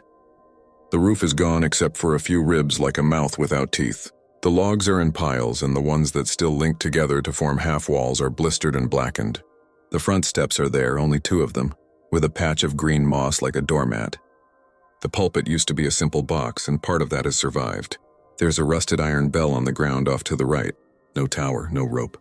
Just the bell, cold and dumb and supposed to be heavy enough not to move. We stood there in a triangle, not talking at first. Even with birds making noise and a little stream nearby, there was a floaty quiet under it all, like the space under the sound when a fridge shuts off in the middle of the night. Hannah broke it by saying, "Does anyone else smell like pennies?" Trevor said, "Iron," and then laughed to show he wasn't spooked. I said, "Probably the bell, or the soil. Some soils have iron." And I heard how I sounded. Trevor took pictures. Soft shudder, a click that always comes with a breath. He moved slow, stepping sideways, framing black corners against the light. Hannah walked along the not-quite aisle, stepping over a fallen beam. Her hair kept snagging on small branches and she'd pull it free with this quick motion like she was embarrassed the tree caught her. I went around the outside. You could see where a sap had boiled out of the logs long ago and hardened into black glass. There were faint runnels from rain, and on the inner faces of a few logs someone had drawn small chalk marks that looked like arrows pointing down. "I thought this place would be creepier," Trevor said after a while, like the best way to keep it from being creepy was to declare it wasn't. "It's just old. It's decaying. Nature wins." "Don't say wins in a church," Hannah said, not looking up from her notebook. "It sounds like you think there was a contest. We did the basics. We looked for animal bones. We found a rusted Altoids tin. I tried to lift the bell and got it to rock and then made my back hurt." The oak had a pair of large scars like someone used to hang hooks from it. When the sunlight came through the branches, it landed on the pulpit in a way that made the air between look thicker. The pulpit was black with something that wasn't exactly burn and wasn't exactly mold. I put my hand near it and felt a coolness that didn't match the day. "Listen," Hannah said. "We did, and nothing happened. The same stream, the same wind through high leaves, a tick sound like a beetle hitting a bottle cap somewhere, then a low hum I thought was my ears adjusting. It didn't get louder. It didn't form words. It just existed right on the edge of what you could call hearing, like the noise lights make when you don't realize they're on. Then it went away." "Could you get an audio of that?" Hannah asked Trevor. "I can set the camera to video," he said, and I said, "Let's not. we agreed. Pictures, not whatever. He set the camera on the remaining lip of the front pew anyway and let it record a minute of nothing. When he played it back, all we heard was our own breathing, some clicking, and a whisper we decided had to be wind. The whisper sounded like someone saying, "Sit," which made me think of dogs. We laughed at ourselves because our faces were too serious. Back at the car, a woman in a Subaru stopped next to us on the road and rolled down her window. I recognized her. She was the assistant principal from the middle school, Mrs. Holcomb. She lives near there, I think, because her mailbox is shaped like a black bear. "Don't stay down there too long," she said with this half smile, like it was a joke she felt obligated to make. "You know what they say." "What do they say?" Trevor asked, genuinely curious. She blinked like she was surprised he made her say it out loud. "That if you stay through the evening bell, you'll hear the sermon, whether you want to or not. And if you hear the sermon, it hears you." Then she shook her head, did that teacherly thing of rolling her eyes at her own words, and drove on. Her car made a dust cloud that floated across the hood of ours and went away toward the trees. We told ourselves that had been the field trip.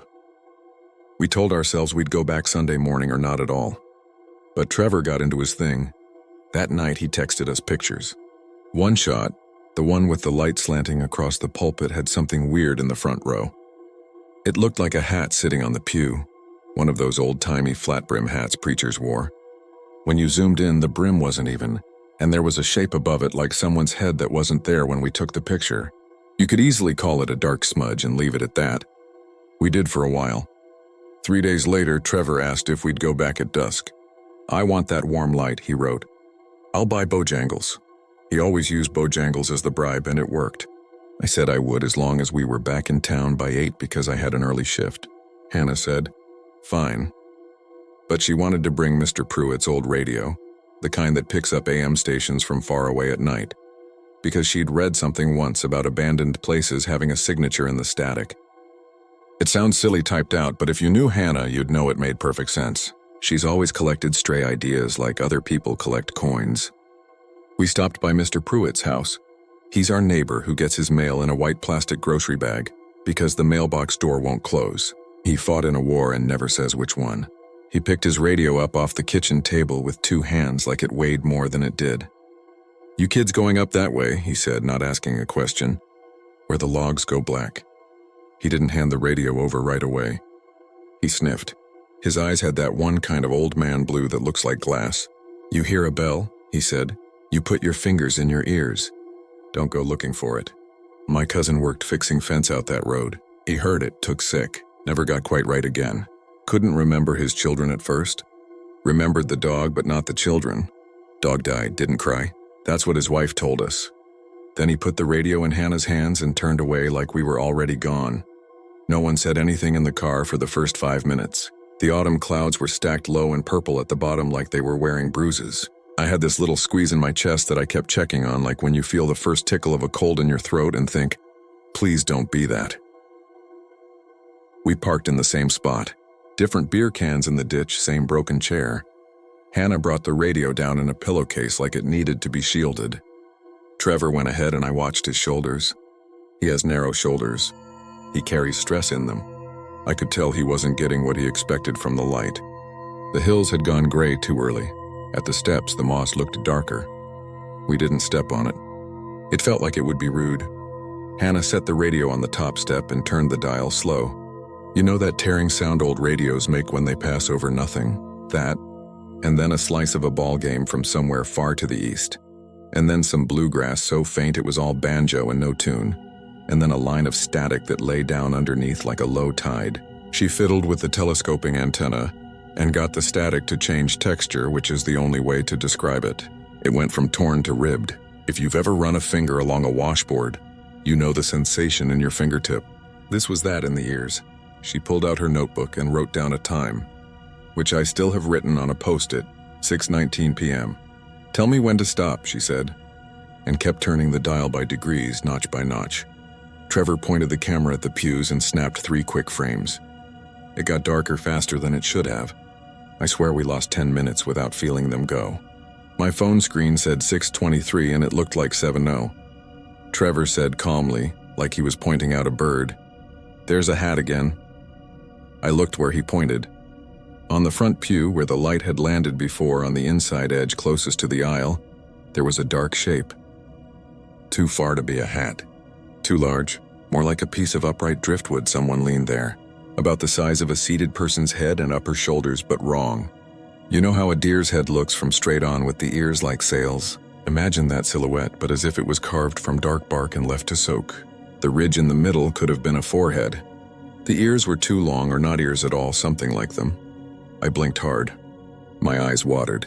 I told myself the back of the pew had burned in a way that made a high knot. And that's what we were seeing now that the light was different. Trevor took another picture and zoomed in. Hannah glanced up from the radio, saw where we were looking, and then very carefully looked back down. "The static just did a weird thing," she said, her voice tight. Like a syllable. Like if static could say, "Ah." "Wind," I said, because that's the word I always try first. The smell of pennies came back, stronger. Behind it, something green. Sap, maybe, cut pine, though there were no pines near us. My tongue felt like I'd licked a copper pipe. "Time?" Hannah asked through her teeth. 28, I said. The numbers felt too even. The birds had quieted without us noticing when. It was that frigid night thing again. My ears did that reflexive little stretch for a sound. You only think you heard. There's a thing I haven't written yet, because I don't know how to explain it, without sounding like the people who tell you they can see auras. Standing there, I got the sense of someone sitting behind me. It was like when you're in a movie theater and you just know the seat behind you has someone in it, and that person shifts their weight and maybe scratches their cheek, and you hear the fabric of their jacket crackle. I had that sensation, precise and physical, except there were no seats behind me. There was a collapsed wall, a tangle of light and shadow, and the oak. I almost turned. I didn't. The radio went quiet on its own. No static, no bleed-through from distant stations. Just a square of silence held between Hannah's hands. She laughed a little in her throat, and something else laughed back. A quiet echo with a delay that wasn't an echo's delay. I felt something go wrong in my knees. Trevor put a hand out like you do to keep people from stepping into traffic. We didn't hear a bell, not the way you'd think. We heard wood move. The sound was soft and round, like a pew shifting under a new weight. That's the best I can do. We heard the sound a church pew makes when someone sits down. Trevor whispered a word I won't write, and the camera's focus motor did that bee hum and then stopped. He took one picture without looking at the display. Hannah shut the radio off, not with the dial but with the switch, like she wanted to make a point. We walked backwards up the 2 moss steps, Trevor first, and when we got to the dirt we turned together like we'd rehearsed it. Out on the road, a truck rolled by slow. The man driving, an older guy in a cap with a seed company logo, looked at us but didn't lift his hand. He had a face like all the faces of men here, not unfriendly, but arranged in a way that said everything he needed was already accounted for, and we were not part of it. He didn't stop. We got in the car and closed the doors and all breathed at once like swimmers. The smell of pennies came with us like it had a ticket. "We're okay," I said, not looking at either of them. "We're good." "That's enough." "No more," Hannah said. "Promise me." "I promise," Trevor said, and I believed he wanted to. On the way back into town, we stopped at the Circle K because my hands were shaking and I needed something ordinary to hold. Inside, a teenage cashier I sort of knew from church youth group was arranging a display of gum. He glanced up, looked at our faces, and said, "Y'all going out to the old logs? So it shows on you," is what I remember thinking. That place puts a color on your skin that strangers see. He rang up a coffee, a Mountain Dew, and a pack of peanut butter crackers. His name tag said Jace with the E written over something else. "You hear it?" he asked, and the way he said it made me know he didn't mean traffic or owls. "We heard wood move," Hannah said. She has a way of just answering the thing being asked. Jace said, like that fit something he already had in his head. "My cousin went one time, and when he got home, every door in their house was shut that wasn't shut before. One of their cats wouldn't go down the hallway anymore, and it used to sleep in the tub. I don't know. I never been." That night, the radio came on in our hallway at 1:07 a.m. No one touched it. It wasn't even plugged in. It sat on the little table where you drop keys, and it sang a stretched-out note, like the kind you hear in church when a voice is looking for the pitch. It did it once and went quiet. I lay still on my bed and thought about the word ordinary, like it was a lifesaver you could put your fingers through. The house made all its pleasant, normal ticks, water heater, a pine branch scratching the siding. A car a long way off. The next morning, I found Hannah in the kitchen staring at the wall clock, which had stopped at 6:28. She had her notebook open to the page where she'd written the time at the steps, and she was tapping the pencil so lightly it made a dry little drum. Trevor came by and didn't come inside. He stood at the back door with his hands in his pockets like he was selling something. "Camera's acting up," he said, which I'm sure is a thing cameras do, but he said it like he meant it in a different way. When I scroll, it keeps skipping back to that last picture. The button works, but the cursor just keeps wanting to be there." He laughed, a quick sound like a hiccup. "I'm probably just tired." 2 days later, his mom texted me to ask if I'd seen him because he was out late and didn't tell her where. I said I hadn't. He turned up a couple hours after that with a story about going on a drive, needing to think, which is exactly the kind of story someone needs to tell sometimes. He started taking pictures of regular stuff. The laundromat, the high school football field, the pizza place's neon sign, like he was detoxing. He said he decided to make a series called Nothing Happens. He printed one of the church pictures and put it in a box under his bed. He told us he did that. I never asked him why he didn't burn it. For a week, little things started to arrange themselves. This is maybe the part you won't sit still for if you don't live around here. The weather will tell you stuff. Our porch kept smelling damp when it hadn't rained. The bell at St. Luke's down on Main Street rang 13 times by accident on a Tuesday when the string jammed. Mrs. Holcomb, the assistant principal, told my mom that a student showed up with his hair wet and his pockets filled with pine needles because he'd sleepwalked, and his mother found him standing on the lawn looking up at the sky saying, "Sit down," over and over. Our paper carrier put the paper on the side of the porch where we don't keep a chair, instead of the side where we do. You can call all this coincidence. I have tried to. But the human brain is built to stack things until they balance. That week, everything sat crooked. One evening, I came home from work and the house had that Sunday smell. Dust warmed by light, coffee already made, someone baking biscuits when no one did. Mom wasn't home yet. Hannah was studying in her room. I dropped my backpack and saw the radio, the one from Mr. Pruitt, sitting on the kitchen table facing the back door. It made it look like it had been placed there to listen. I walked around it because walking in between the radio and the door felt rude. My phone buzzed. It was a text from Trevor with a single sentence. "When you don't feel alone, is it always bad?"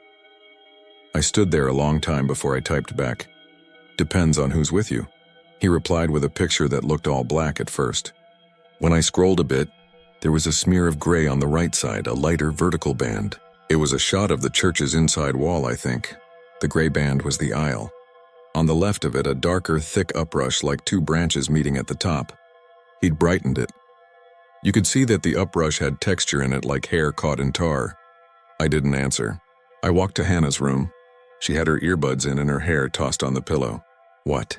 she said, not a question because she'd felt me at the door. "Get you a sibling who knows your footsteps." I didn't show her the picture. I'm not sure why. I think I was trying to spare her, but as I write that, it feels like I was hoarding it. At dinner, Mom told us a story she hadn't told before. "There used to be a pastor out there," she said, and she meant that place without saying its name. "Years back, before I had either of you, so we're talking early 90s. He was a decent preacher by account. People liked his voice, said he could make the leaves still when he prayed. Then there was an argument. Some folks say it was about money, some say about a woman who went missing. No one agrees. All that's left of it is old men who spit before they talk. One meaning of that is fear. The church cleared out and the building cleared out, and then there was a fire. The fire department said the fire had started in a corner but burned against the wind. They'll write down electrical if they can't write anything else. There was no electricity anyway." She sighed and took a drink of her sweet tea. "Sorry, that was a long way of saying, it's a spot where people go to see if they feel something and then they bring what they felt back with them and get a cold." "Do you think it's real?" Hannah asked. "I think the mountain remembers," Mom said, "the way people do when they don't want to be pinned down." I slept with my window cracked that night to see if the air could rinse whatever was standing inside the house. Around 1 again, the radio did its single stretch note, and in the space after it, I heard the wood sound, not loud, as if from very far away, the sound of a pew taking weight. I whispered out loud to the ceiling because I couldn't help it. "No thanks."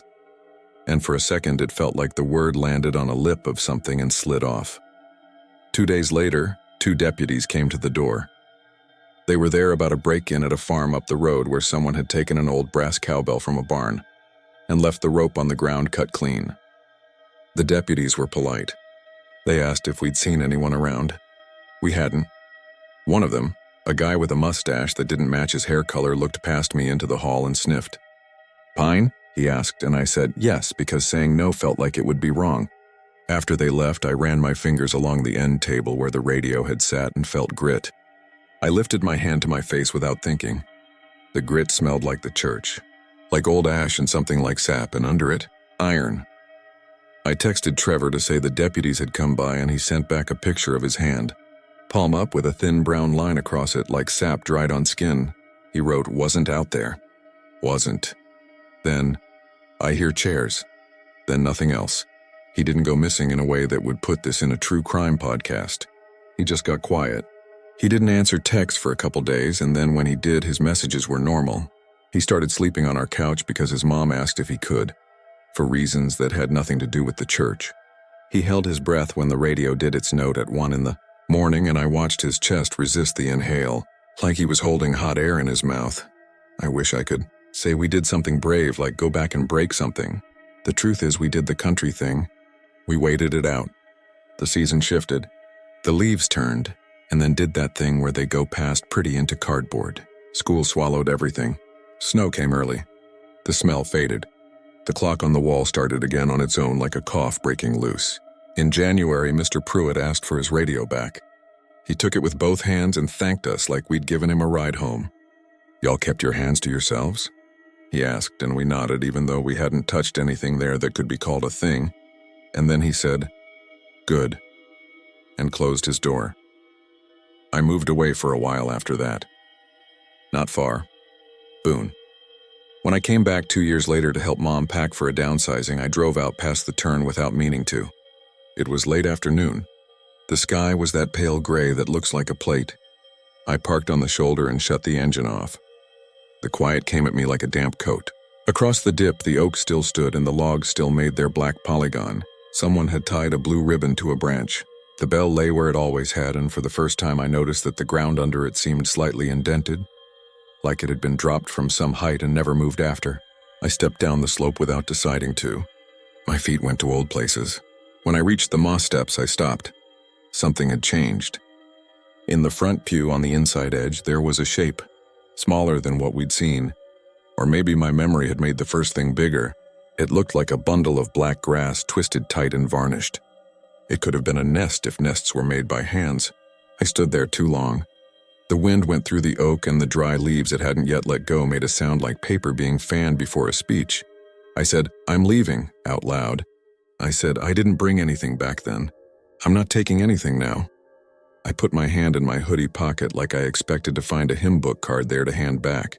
I had this sudden, violent idea, kneel. It came into my head as a word and as a picture of my knees on the moss, my hands on the step. It didn't come from me. I like my knees. They've taken me up enough hills to earn their right to be left out of anything dumb. I stood very straight and walked back up the slope and into my car and drove to the gas station where the light is too bright. I washed my hands twice in the bathroom. The water ran brown at first, like sometimes happens here, and I laughed too loud and spooked myself. That night at Mom's, I found a little card under our extra chair. It was one of those laminated cards churches.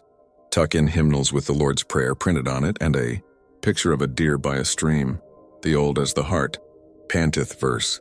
Except someone had scratched out the words with a dull pin and left just the deer and the water and the line of trees behind it. The card wasn't ours. I show it to people sometimes and watch their eyes.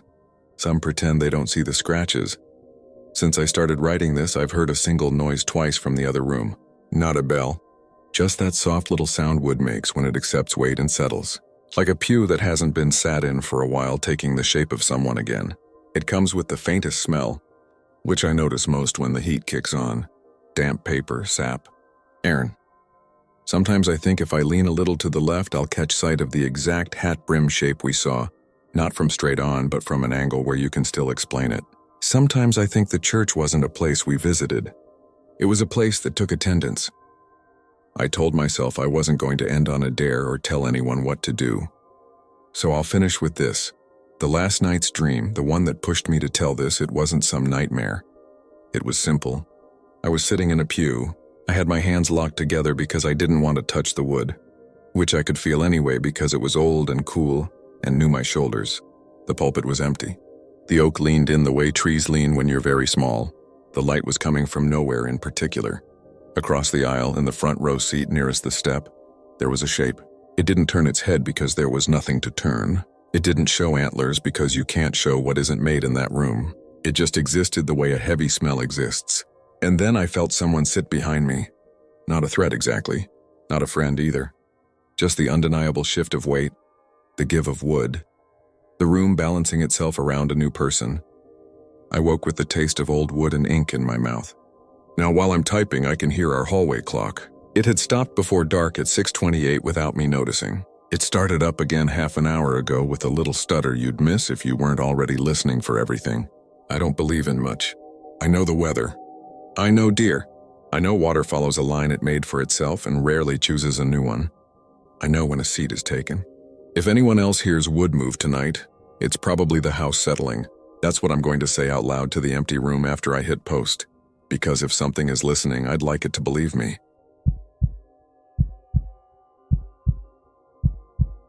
I've typed and deleted this more times than I care to admit. Because once I hit post, it stops being a weird camping memory and becomes the thing people recognize me for. If you're local to East Tennessee, you might even guess who I am from the details. I'm not trying to chase clout, and I'm not trying to sell anyone a book.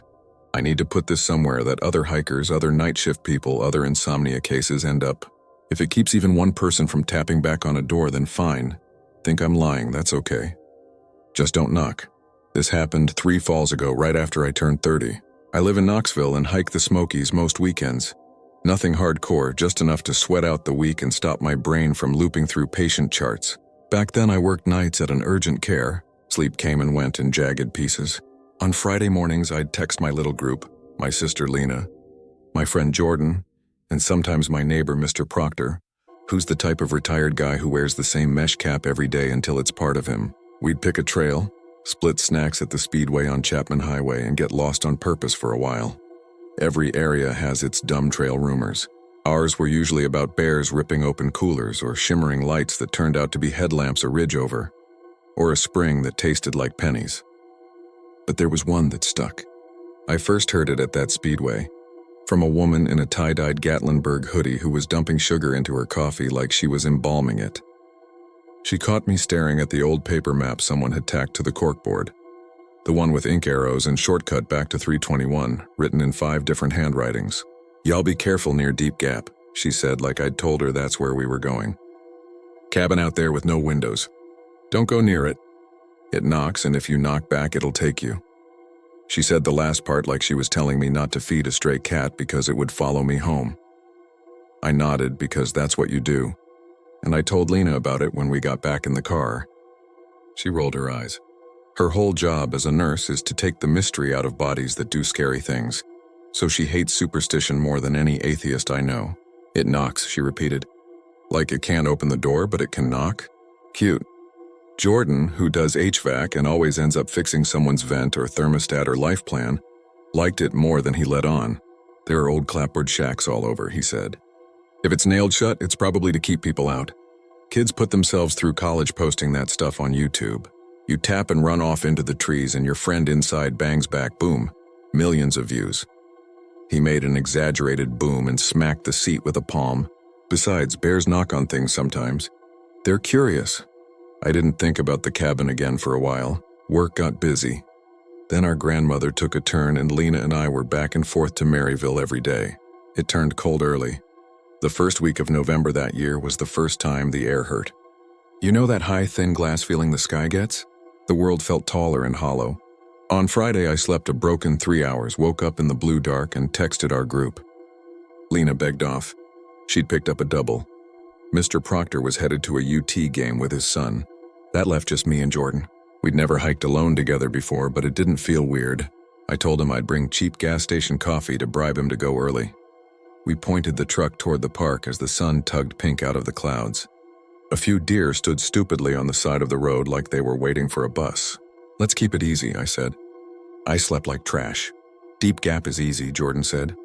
The way he said it, I wondered if he'd been there without us. He saw me look. With a buddy from work. We were looking for old home sites. Didn't find much. Saw a chimney stack and a pile of rusted tin. He took a long drink. "You can get turned around, though." The roto-tunnels all looked the same. We parked off a Forest Service road that looked like every Forest Service road. Ruts, puddles skimmed with thin ice, a lonesome gate with 2 bullet holes. We saw 3 other cars. One belonged to a couple we passed while we were still within cell service. The guy had a sweater tied around his waist, and the girl had the particular frown that says she didn't sign up for real mud. They asked if there was a loop. Jordan pointed out what he said was a connector. "You can make a loop," he said, "but you'll be on it longer than you want." The trail got narrow almost immediately. Wet leaves hid slick rocks, and the tiny trickle of a stream insisted on crossing our path in 3 different places. It was the kind of cold that's loud. Everything snaps and ticks. We didn't talk much. When we did, it was about nothing. The last thing I remember feeling normal was Jordan snapping a picture of a cluster of tiny white mushrooms pushing out of a stump like baby teeth and sending it to his girlfriend with the caption, "The forest has braces." We passed a deer stand that had a faded orange vest tangled in a branch beneath it, and then the markers got weird. It wasn't blazing. No official colored circles or posted signs, but every now and then we'd see 3 small nails hammered chest high into a trunk. I pointed them out. "Trail markers?" I asked. "Is that a thing?" "I've seen flagging tape," he said. "Not nails. That's a lot of effort." He touched one and jerked his hand back. "Cold," he said like he was surprised. He knocked on the trunk out of reflex. The sound it made was dull, different from the crisp hollow of a dead tree. It sounded like knocking on a full cooler. I don't know why I remember that, but I do. We moved on. The light changed before noon. A cloud slid over the ridge and rounded all the sharp edges off the world. You know how fog in the Smokies sometimes looks like smoke and sometimes like you're inside a breath? It was the second kind, and it felt like it had weight to it. We hit a flat, then a break in the trees. There was a little meadow with grass the pale color of a wheat Cheerio. The thing in the middle of it looked like a throwaway sketch of a house. Square, primitive, almost cartoon simple. It was smaller than I'd imagined. No windows. A door so covered in nails it was shiny. A scab of metal heads catching what little light there was. The boards were gray and woolly with age. Something about it made my throat feel like I was swallowing dry bread. "That's gotta be it," Jordan said. Subtle was never his talent. He took a step forward. "Doors nailed. Nothing to see." He raised his phone for a picture and hesitated. He's not superstitious, but he's also not an idiot. "We don't need a picture," I said. I don't know why I said we. He was already angling to get a better shot. I didn't want him to go any closer. It wasn't fear. It was that feeling you get in a hospital when there's a code called a hallway over. Your hands are busy, you're not part of it, but your body knows something is wrong. We stood in the wet quiet and listened. If you're an urban person reading this, you don't know how loud quiet can be. Wind moving through leafless limbs is gritty, like sand in your ears. Every fabric sound you make is magnified. Jordan shifted his weight and his boot squeaked. My breath sounded like a leak, then we heard it. 3 knocks, not loud. Not inside your head. Just there, knuckles on wood, evenly spaced. 3. The kind of rhythm a bored person uses at a counter when they want you to hurry up. Jordan froze and I felt his arm brush mine as his whole body locked. We both looked at the door because that's where you look when you hear a knock. There is something you need to understand. For the rest of my life, if I hear an even pattern of 3, I will taste copper and my hands will go slick and my eyes will look for a place I can see every exit. We're wired to respond to knocks. The good part of me, the part that believes there are no ghosts and that people get trapped in root cellars they didn't notice in the leaves, wanted to call out hello, and the bad part wanted to run so fast I'd end up on the highway in socks. Jordan lifted his phone like it weighed too much. He wasn't filming. He was using the screen like a shield. If you've ever pointed your phone at something scary, you know. It lets your brain pretend it's not in the room. You're safely in a little rectangle you control. He said too loud, "Anybody in there?" 3 knocks, the same. Not frantic. Not angry. Patient. Like whoever or whatever owned that hand had all the time in the world and would sit there and keep the time until you got curious enough or tired enough to open up the conversation. I said, We should get the ranger. If someone's stuck? My voice had a tremor I hated. I coughed to hide it. Let's back away. That's when we saw the nail. It wasn't new. Nothing out there is new. But it caught my eye because it was gone. There was a little bare circle of wood where the nail had been. A pale dot like a dead freckle. I'm not exaggerating. I have a picture of that part in my head so clear I could draw it. The missing nail was 3 down from the top hinge, if you can call it that, because there were no hinges, just a door hung with gravity and faith. Jordan moved closer. I grabbed the sleeve of his jacket. "No," I said. "Don't." He looked at me like I'd slapped him. Not angry, just surprised at the force of my voice. He stopped. He did this thing he does when he's working on something. He pursed his lips and made a tiny humming sound like he was sifting a filter for lint. Then he knelt. He didn't touch the door. He pressed his ear to it. I lunged to pull him back. He resisted for a second, then his whole posture changed. You know when someone is listening to a private joke? His face did that. It creased into a grin even as his eyes widened. "It's stupid," he said. "It's the wind. There's a loose board. Or a branch. You can hear it, 3 knocks. Closer now, but that was probably because he was close. Then, and this part is the part I hate writing because it feels like narrating a cliché, Jordan knocked back, gently knuckles to wood like a person telling a dog, "Come here." The quiet that followed was knife-thin. If it had gone on a second longer, I think I would have screamed. The knocking that answered wasn't in the cabin. It came from the trees to our left. 3 steady. Then from the right. Then behind us, faint. Like a neighbor hammering picture hooks 2 houses down with their windows open. I don't know how long we stood while the woods learned a little trick. I don't know if it was wind slapping loose bark coincidentally, or 2 birds pecking, or the stupid echo you get when sound bounces in fog. I can give you clean explanations for almost anything if you give me enough time and coffee. But that day my body took over. I grabbed Jordan's jacket and dragged, and thank God he let himself be dragged, and we ran without a word back into the rhododendron tunnel that had been so charming on the way in. Behind us, something sounded like it was clapping out a rhythm and waddling closer. We lost the trail almost immediately. The tunnel forked in ways it hadn't before. The fog turned everything same. I've done small panics before on unmarked trails. You learn quick to pick a direction and keep going long enough to make reference points stick. We picked a downhill and committed. Branches whipped at my face. I felt the fine needles of cold rain start. I swore. "Left at the big stump," Jordan panted behind me because he had turned his scared into careful. "Right at the fallen maple with the shelf fungus. Watch your feet."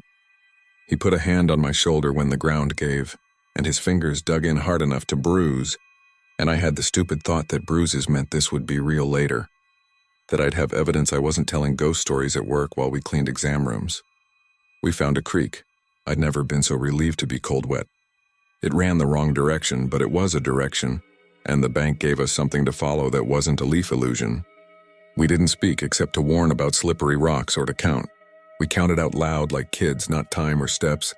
Just numbers, 37, 38, 39. It kept our brains from reaching out behind us to grab the sound that marched. Along at the edge of hearing, we hit the Forest Service road without hitting the car first. I recognized the tire tracks and the dented culvert. The bit of fence wire twisted around the fence post looked like the same wire from 1,000 places, but it wasn't. It had the same kink I'd wrapped around my finger while we were deciding whether the puddle was ice or just a top coat of rain. Relief is a kind of pain. It makes room in your chest. I started laughing when I saw the gate. It came out like hiccups. Jordan didn't laugh. He turned a half circle, eyes scanning for the shape of something that would not step out of the trees but that his brain insisted would. We reached the truck. There was a paper tucked under the wiper, one of those yellow citations you get when you park where someone thinks you shouldn't. The notice was clean, dry, no rain freckles. "How long were we out?" I asked as if he would know. My phone said 2:13. It had been barely 11 when we hit that meadow. 3 hours? The idea that there was a portion of my life I couldn't track made my stomach flip. On the drive back, we did what people do. We dismantled it. We made jokes. We used words like vibration, inflection, and rodent. We agreed those nails were set by some property owner who was sick to death of people wrecking old structures. We promised to call the ranger station. We promised not to go back that week. We promised to tell Lena everything, so she could roll her eyes and we could stop being weird. When we pulled into Jordan's apartment complex in South Knox, a woman with a stroller was fighting a losing battle with a grocery bag that had split down the side. Oranges were making tiny jailbreaks across the sidewalk. We helped her, because your body knows how to be normal even when your head is skipping. Her toddler was singing the ABCs out of order. He got stuck on E and tapped the stroller tray to a pattern to help himself remember. 3. I had to go sit in the truck and take a minute. The woman called, "Thanks, y'all," without looking at my face, which was good because if she had, she might have called somebody. I called the Ranger line that evening. A man with a warm voice and a last name I didn't catch asked me to describe where we'd been. I did my best. "Cabin with no windows," I said, bracing. "Doors hammered with nails at Knox." I know that sounds stupid. There was a pause, then the sound of gentle typing like he didn't want me to hear him looking it up. "We get some calls like that," he said. "Old root cellars mostly. Tree noises. No shame in finding that creepy." "Was anybody hurt?" "No," I said. "But it was weird. If you can drop a pin next time you're out, we can send somebody to make sure the structure's marked off." He sounded like a person who had a stack of real problems on his desk and could only spend so much of his voice on a bad feeling a private citizen had. I didn't blame him. "Don't go inside any old buildings you find," he added. "They're not safe. Timbers rot, floors give," he said, almost as an afterthought. "And if you see more nails driven in than you saw before, don't touch them." "I won't touch a single nail." "Good," he said. "You're not the first to see them. People use nails for markers when they want a day's work to stay put." He hung up with a polite, "Stay safe. The immediate aftermath should be the part where we shake it off." That's what Lena expected. She sat at our mom's kitchen table and popped peanuts in her mouth one at a time, while I told her everything. She chewed and listened and at the end said, "So it was a guy messing with you, or sound carries weird in fog, or your own brain tapping." I played a game in a psych class where we tricked half the room into hearing a tone that wasn't there. It's pressure. Eustachian tubes, whatever. She reached across the table and squeezed my hand. "It's okay. You're wired tight right now. Between work and Nana, you're primed." She was right about that last bit. I was primed. That night, my body refused to sleep. When I finally fell into it, I woke with a noise like a knock in my head. It's a very specific noise if you strip it of context. It isn't a slam. It isn't a creak. It is contact, and then it is absent, and then it is contact again. I told myself it was the downstairs neighbor's cabinet door. I told myself it was the baseboard heater, starting up as the thermostat dipped. I told myself I had given myself a stupid auditory habit, and now my brain would hear it everywhere until it burned out. 2 days later, Jordan didn't show up for work. I wouldn't have known except his boss is one of those men who thinks everyone is supposed to be within reach of a wrench at all times. And he called me because he knew Jordan and I were friends and because the number he had for Jordan's girlfriend went to voicemail. "You hear from him?" he asked. He's never no-call, no-showed. I called Jordan. Straight to voicemail. I called his girlfriend, Kayla, who answered second ring and sounded tight like she was sealing something with tape. "He maybe went out to the ridge to get those mushrooms," she said, meaning pictures. He said he wanted better light. I didn't want to go alone. I texted Mr. Proctor. He called me back immediately and said, "I'm already in my truck like we had talked about it a week ago." We met at the Speedway. The tie-dye woman wasn't there. The same map was. Someone had pinned a new flyer for a missing dog beside it. I wanted to tear both down because they were accusing me of something. Instead, I bought 3 packs of trail mix and a coffee I didn't want but needed to hold. We told the ranger station we were headed back. A different voice answered. A woman this time, with a crisp tone like she could field emergencies efficiently. She said search and rescue had not been notified of a missing person yet, but if we found an abandoned vehicle at the pull-off, we were supposed to call back immediately. When we turned down the forest road, there were no cars at the gate. The lot looked scrubbed clean. It shouldn't have made me as angry as it did. We walked the same path. There were the same 3 nails on one trunk, but now they were on more trunks. Either I had missed them the first time or someone had been very busy in 2 days. 3 little dim silver dots catching daylight like eyes. I told myself there were hunters making a route. I told myself a man with a hammer and a bag of nails had a boring weekend and a need to feel in control of a messy world. We found the meadow. The cabin was there. It looked like a picture we had set down and picked up again. I hadn't realized how much I had hoped it would be gone. It wasn't. The nails glittered on the door. There were more of them. You can tell when a job changes hands. The top half had nails driven flush, old work that had settled. The bottom half had newer heads that stuck proud, the angles a degree off. A person with less practice had done those. Mr. Proctor breathed through his nose like a horse. "That's a good way to waste nails," he said softly, his version of prayer. He turned his head to listen. I did too. There weren't any knocks. We stood there with our shoulders hunched like kids waiting to get swatted. I did not go closer. Mr. Proctor did, but he did it with the wary steps of someone approaching an unfamiliar dog. He peered at the edge where the door met the jamb. "No light," he murmured. "No airflow. If there's something alive in there, it must be small." Then louder to the air, to the imaginary house inspector inside. "Hello?" He didn't knock. He didn't touch. He just said hello. It sat there in the wet bright like a dead tooth. We circled the clearing. We found a pile of old tin like Jordan had mentioned. A rusted bed frame. A mossed-over boot that disintegrated when I nudged it with my shoe. We found a deer trail that had churned mud in a way that could have been a person's boot last week or an animal yesterday. We did not find Jordan. We called the ranger station. I said the thing I didn't want to say. He knocked on the door, I said, hearing how that would sound later when the official reports were clean and cold. He knocked and we heard. I stopped because describing the answering knocks would make them real again, and I wasn't ready to be useful in that particular way. The woman asked where his truck would be. I told her he'd ridden with me. I realized then that I had left him at his apartment with his girlfriend and a half bag of chips. And I had driven him out, and I had driven back without him, and my brain had never filed the missing form properly. A search started the next day. Volunteers, dogs, ATVs, the whole town machine. People who didn't want to find him the way people most often get found. I sat at Lena's kitchen table with a list of phone numbers for people I didn't know, trying to figure out who to call and in what order. Kayla went quiet in a way that wasn't grief yet. It was like she'd put gauze between herself and reality and was waiting for the nurse to tell her when she could take it off. I waited with her. I slept on her couch. Twice, very late, I heard 3 soft knocks, and I got up and checked the door and no one was there. It was the refrigerator knocking its coils, I told myself. It was the upstairs neighbor moving furniture. It was the radiator again. On the 3rd night after the sun had laid a metal bar of light across the kitchen floor and withdrawn it again, there was a crisp tap at the back door. Not 3. 1, then another, 30 seconds later. It was a cop. A woman whose uniform looked too big because she was small and the belt weighs what it weighs regardless of the person wearing it. She told us they had found a boot print off the Forest Service Road. It could have been Jordan's. They found candy wrappers. He liked trail mix. They found a cigarette butt. He didn't smoke, but someone else did. They found nothing else.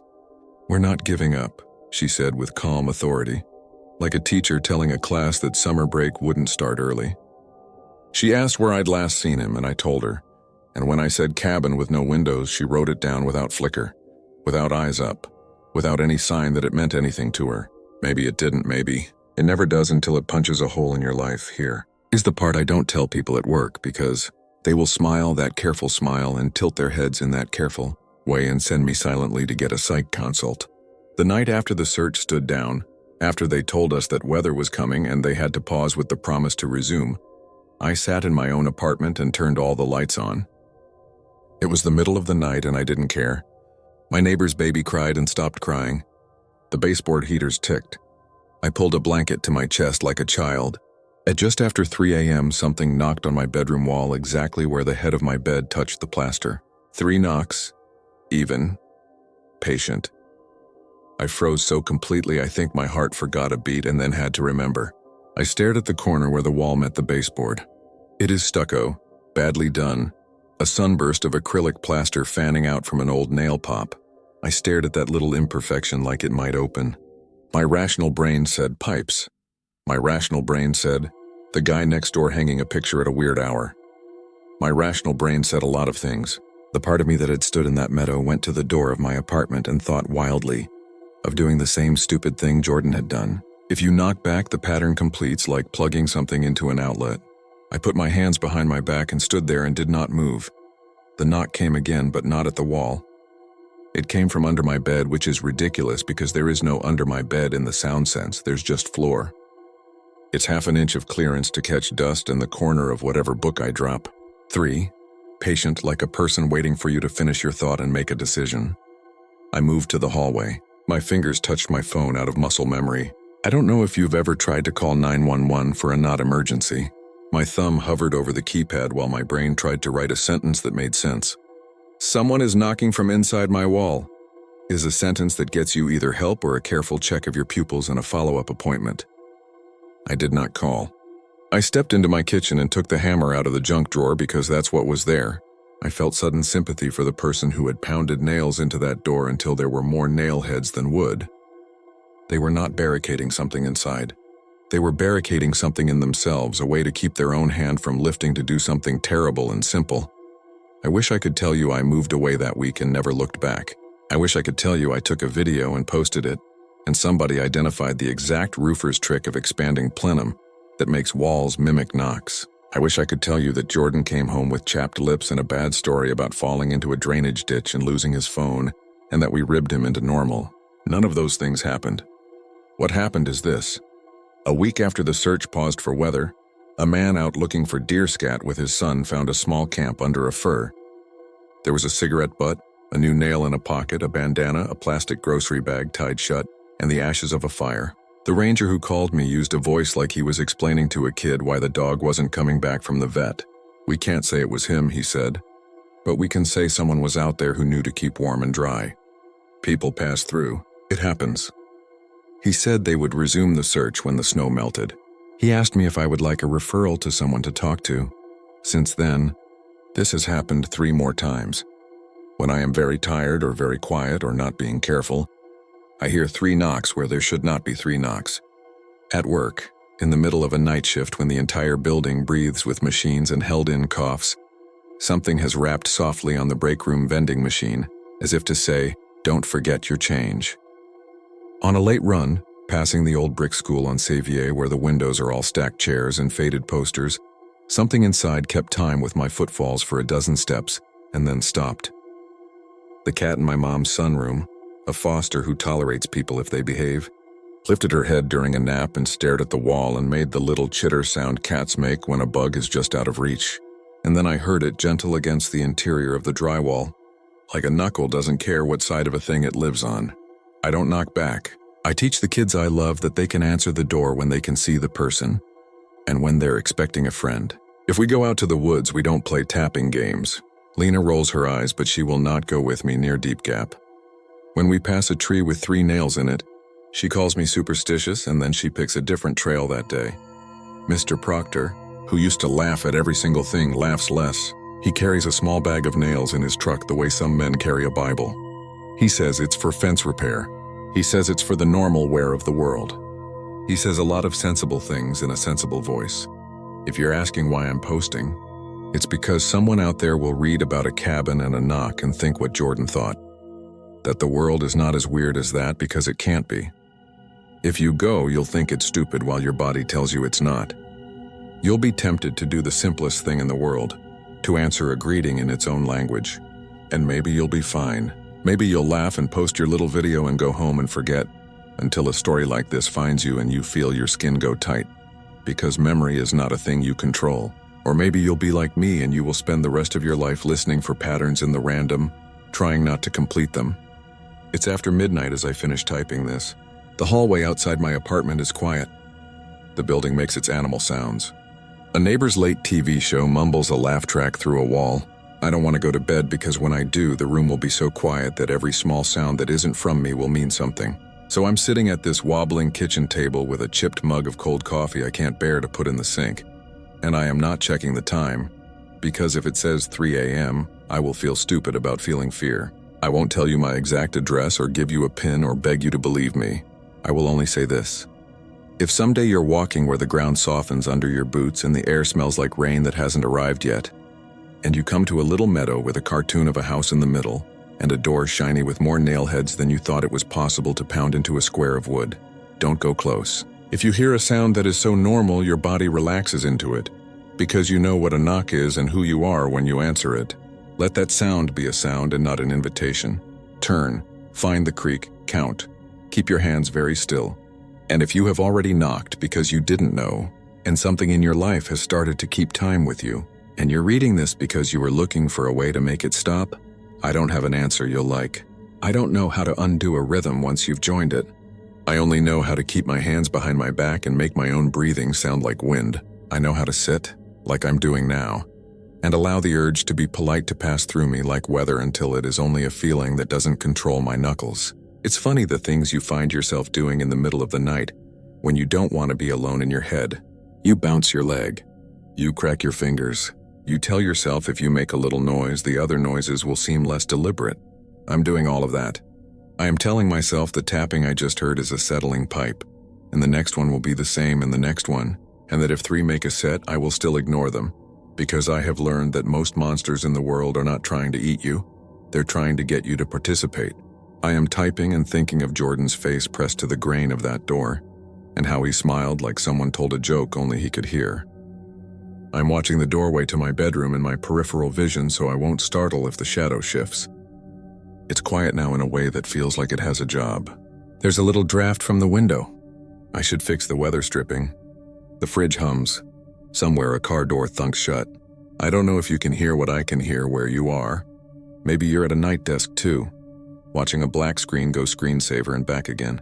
Maybe you're in a dorm with thin walls and you blame the knocks on a neighbor's headboard and feel a gross flare of amusement. Maybe you're in a cabin for real, somewhere far beyond cell service, reading this is a bad idea while you and your friends tell each other scrappy little ghost stories to make the beer taste better. Wherever you are, I'm going to do what I've trained myself to do. I'm going to hit post. I'm going to stand up. I'm not going to glance at the wall, because if a person you love were on the other side, you'd open the door. I'm going to take my mug to the sink and rinse it and set it upside down on the towel, like a person who has their life in order. I'm going to turn off the light and for a moment, just a half breath, I'm going to let the dark press close enough to hear me thinking. And when I hear what I know I will hear, 3 little polite knocks somewhere in the apartment, patient as a metronome, I'm going to keep my hands at my sides and let it pass through without answering. The way a person lets a stranger's question roll by when they are very sure that stranger is trying to sell them something they can't give back.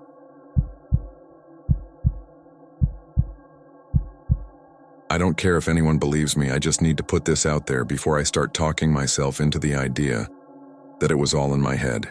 I've typed this out 3 times already and deleted it, because parts of it make me sound like I'm trying to scare people for attention. I'm not. I have a regular job, a cramped apartment over a barber shop, a cat that only likes me on Tuesdays, and a sister who still sends me screenshots of weather alerts like we're 12.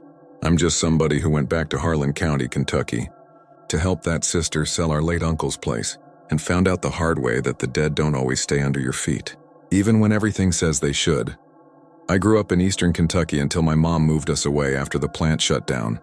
We visited once a year to see Uncle Ray and Aunt Jean, who lived up in a narrow hollow where the road bent around a black slag hill like a sleeping bear's spine.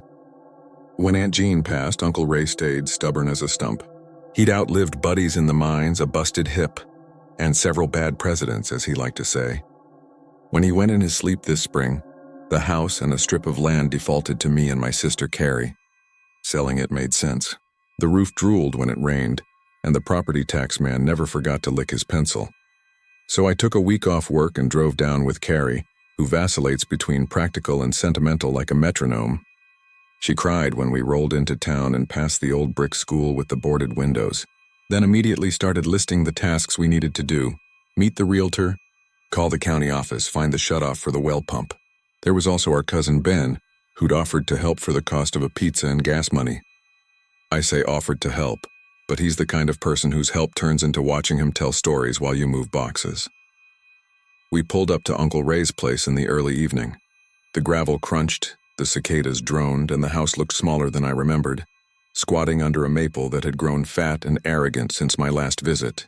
It was one of those days where the sky is milk blue and hot enough to smell the tar in the road seams. The ridgelines folded in like a pair of arms, and if you've spent any time in a hollow, you know how sound moves there. It catches between the hills and ricochets around until it doesn't sound like it came from where it came from. Someone could sneeze in the next holler over and you'd swear it was behind you. We were inside 30 minutes when Ben arrived, dropping his truck door so hard it rang. He brought a cooler full of RC colas and a bag of pork rinds and stories about how nothing in town was the same. But somehow everyone was exactly like they'd always been. We did the first sweep. Kitchen minus edible food. Living room minus anything that could be mistaken for valuable back bedroom where Uncle Ray had started sleeping when his hip got bad. Finding his hat on a hook by the door hit me, the way it kept its shape like it expected him to lift it any second and swat flies with the brim. There was also the basement. Appalachian basements are only technically basements. This one was a half-height room under the living room, part dug out and part poured with a corrugated metal door that stuck in damp weather. The kind of place kids hate because the air is cool and smells like pennies and old wood and something you can't name. The light down there is always the wrong color because of one dust-choked bulb that's older than you. Uncle Ray's basement housed the usual. A jar of screws, 2 fishing poles tangled into each other, canning shelves, a Maytag washer that probably fought in World War II, and a trapdoor in the back corner where the foundation transitioned to bare dirt. You remember Daddy talking about that? Ben said like he was warming up. He gestured with his chin because he had a pork rind in his hand. Old crawl space goes under the mudroom. My city. I remember Uncle Ray telling us not to go near it, Carrie said. Said water collects down there and he didn't want to have to fish us out. Ben laughed. He told me if I crawled in, I might keep going and come up in a mine in Letcher County. He waited for me to react. You ever hear about the Hollow Man? I heard the story, I said, because who didn't? The Hollow Man is Appalachian kids' ketchup.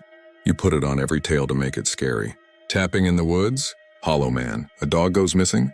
Hollow Man. You hear a pebble skitter in the ditch or a can roll in the road with no wind? Hollow Man. Ray used to say, if you hear tap, tap, tap at night, get away from the ground, Ben said. Said that tapping calls to anyone with an ear left to hear. Carrie rolled her eyes. Please don't start. We cleaned until it was fully dark, and the hollow turned into the hollow my childhood remembered. Cricket song threaded with the distant whoosh of a coal train and the occasional dog barking in a way that makes you think of its chain going taut. The night air was cooler than the house. We ate pizza on the front steps. A truck trundled by and the driver waved without slowing, as if his arm were on a hinge. In town, folks had been friendly. The woman at the diner asked if we were Ray's niece and nephew and pressed an extra biscuit into a napkin for us that we didn't order, the kind that leaves a grease shadow like a secret. A deputy at the gas station asked where we were staying and then told us where we shouldn't. People watch out for each other there. But they do it sideways as if too much direct attention would spook whatever you're trying to help. We slept on air mattresses in the living room. I slept badly. The house made a library of noises. The fridge kicking on, the rafters easing, water ticking through pipes like someone drumming fingers along an old banister. Twice I woke convinced someone had walked from the kitchen to the hall and stopped, just out of sight. The second time I told myself it was just the house settling around the empty places where furniture used to be. Made myself breathe slow, like I was trying to lull a horse. Around 3, a breeze threaded through the window screens and set the curtains moving like someone's breath. That's when I heard it. Tap, tap, tap. It sounds stupid to write this. 3 taps, a branch could fall. A beetle could bonk the glass. Except I've spent a lot of nights listening to the difference between a thing that happens and a thing that knocks. The first tap was faint and quick, the kind of sound you think you imagined and almost decide to ignore. The second tap was unmistakable, something on wood.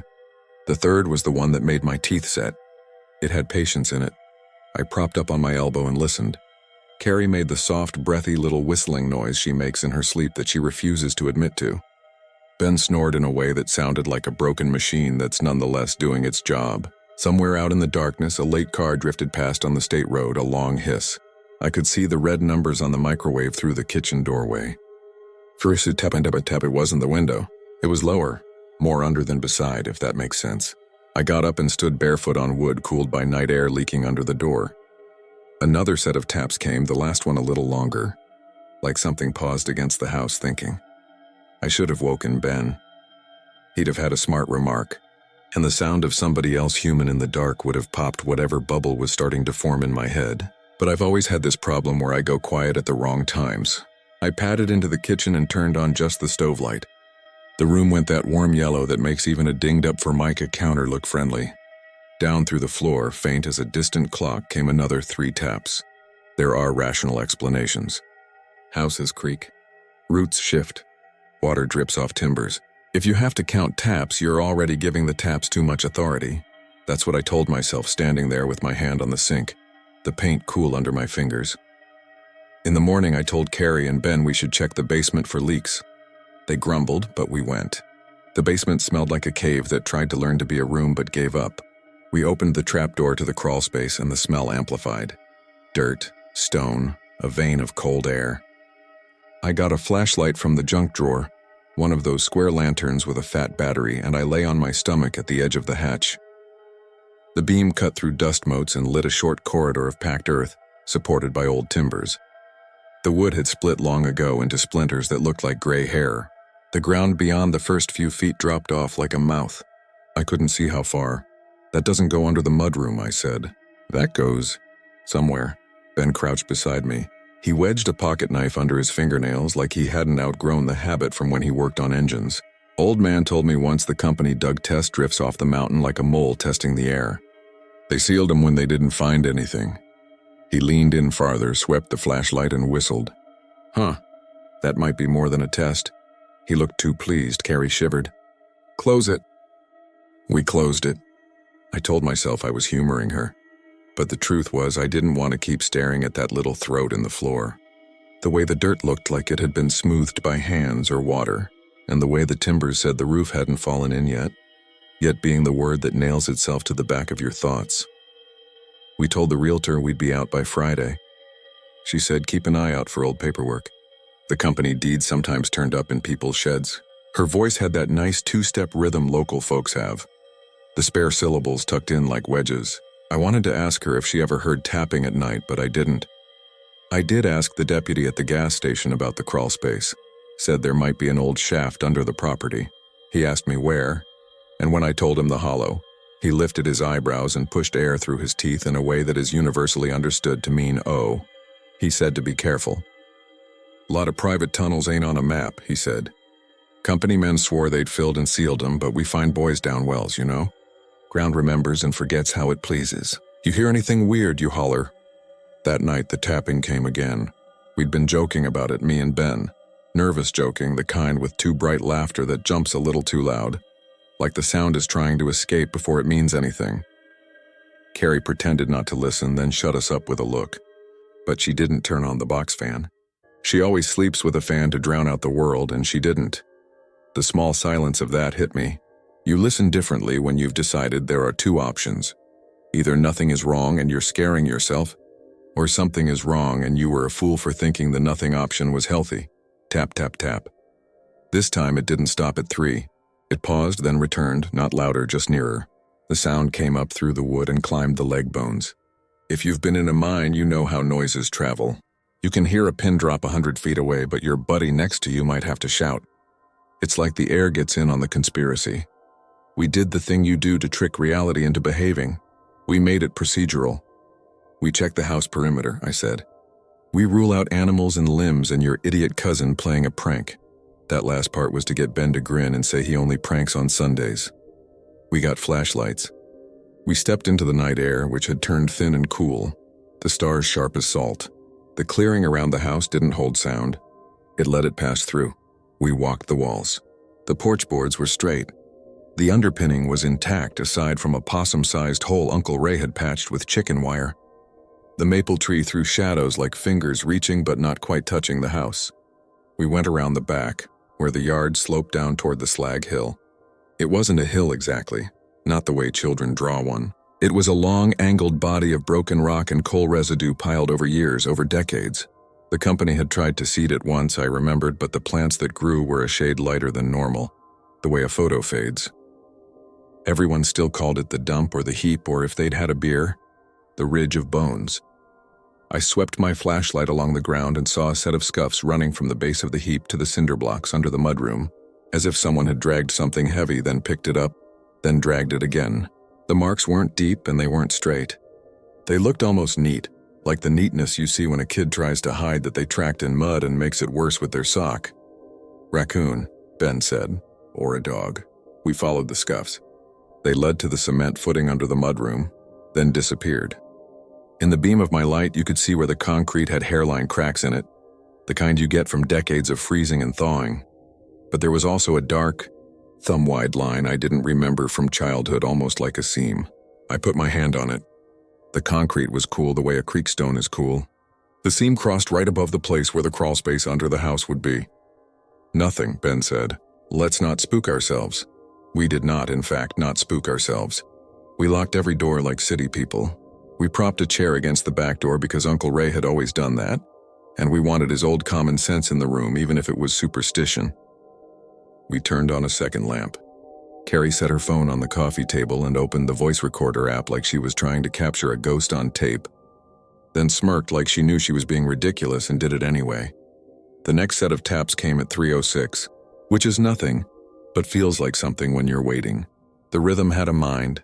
3 taps, then 2, then a pause, then 3 again, like someone who once knew the right way to knock but forgot, and was relearning in the doing. Between sets, a faint scraping like a nail on stone came up through the floor and had the audacity to be intermittent, which almost made it worse. I don't know why a constant noise is easier than a hesitant one. Maybe because a steady noise is a condition, and an uneven noise is a decision. We went to the basement. We went because we are the kind of people who'd rather meet a thing than let it feature in guesses. The bulb in the basement hummed like a mosquito. The trapdoor to the crawlspace looked like a line in a drawing you regret making. I picked up the lantern again. Ben put a hand on my shoulder. Carrie whispered, "Don't." "We're not going in," I said. "We're just looking." I opened the hatch. Cold air slid out with the indifference of old air. The lantern lit the first few feet again.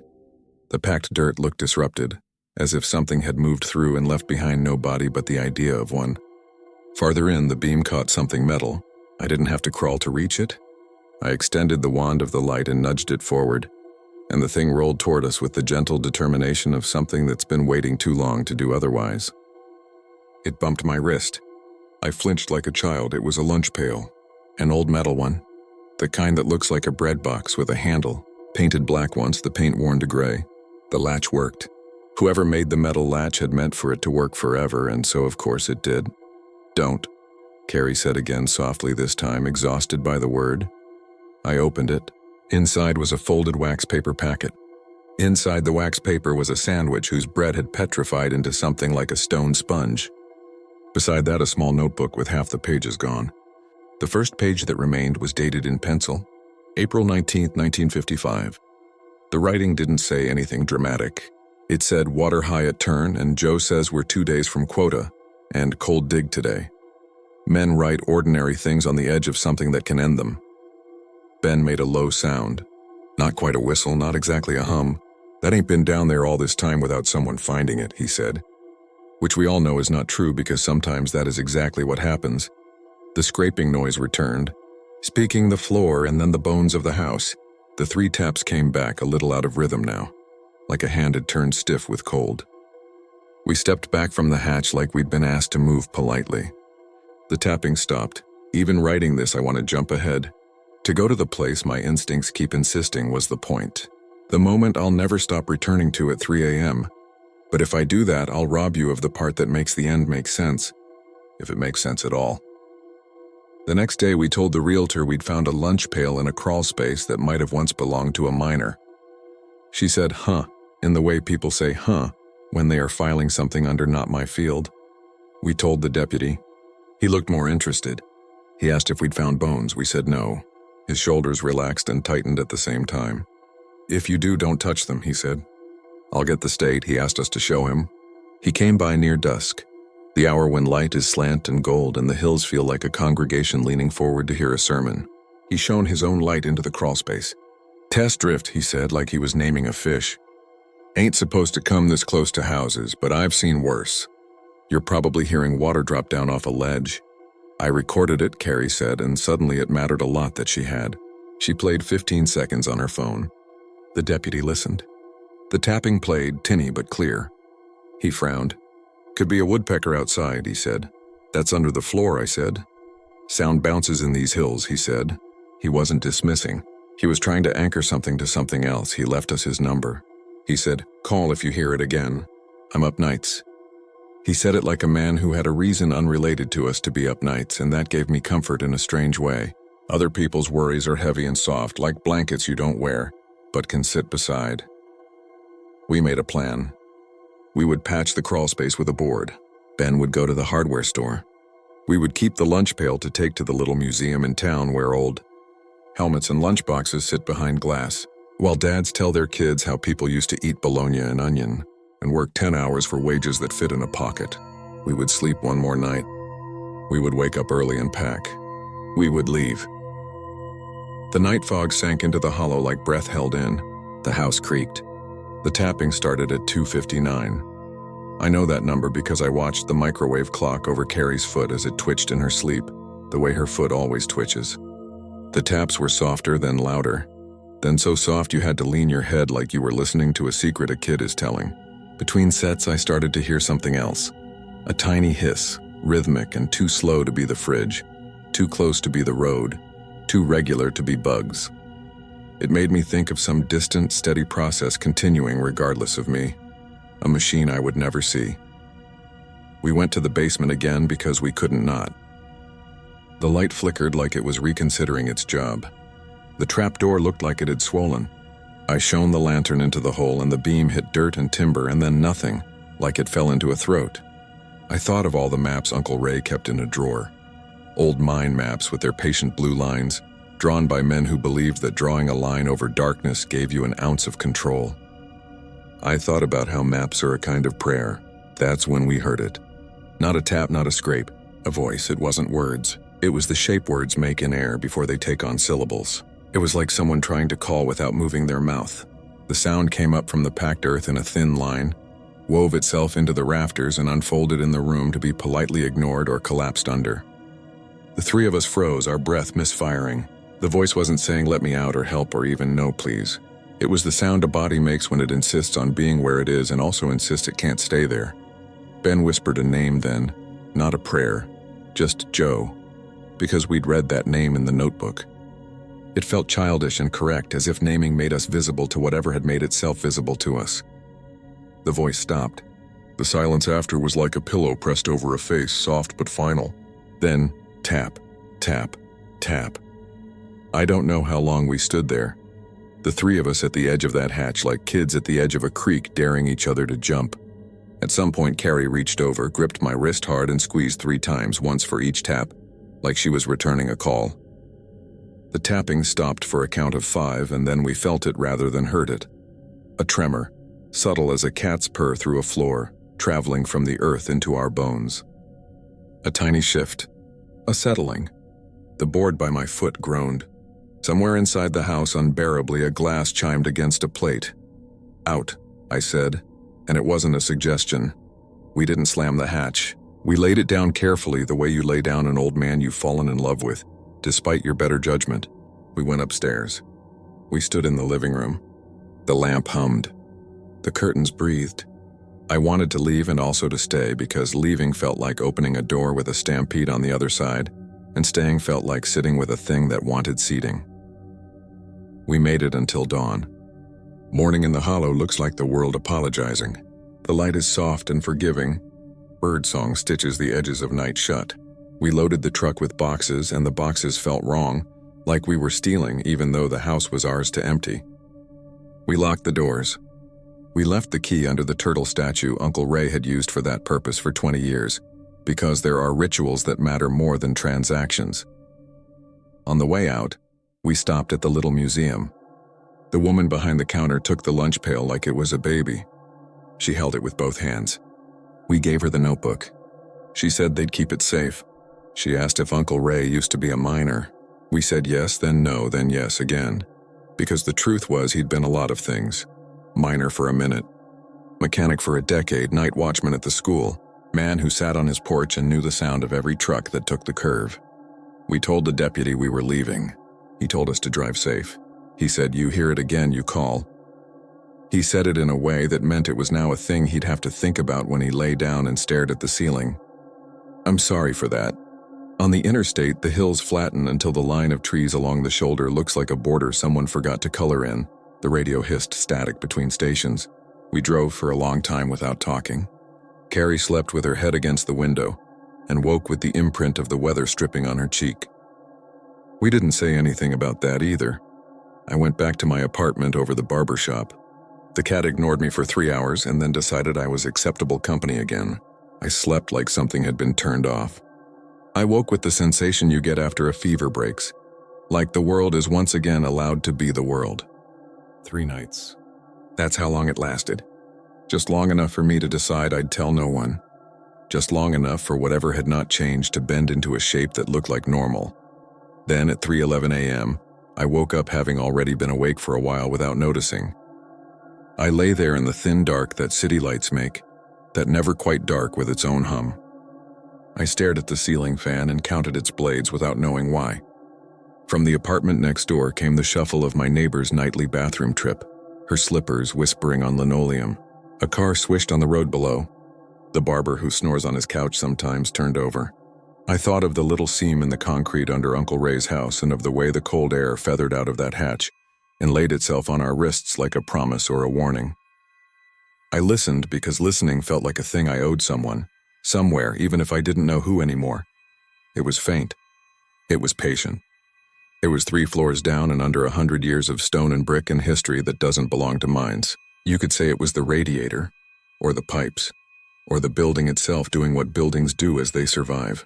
You would be right.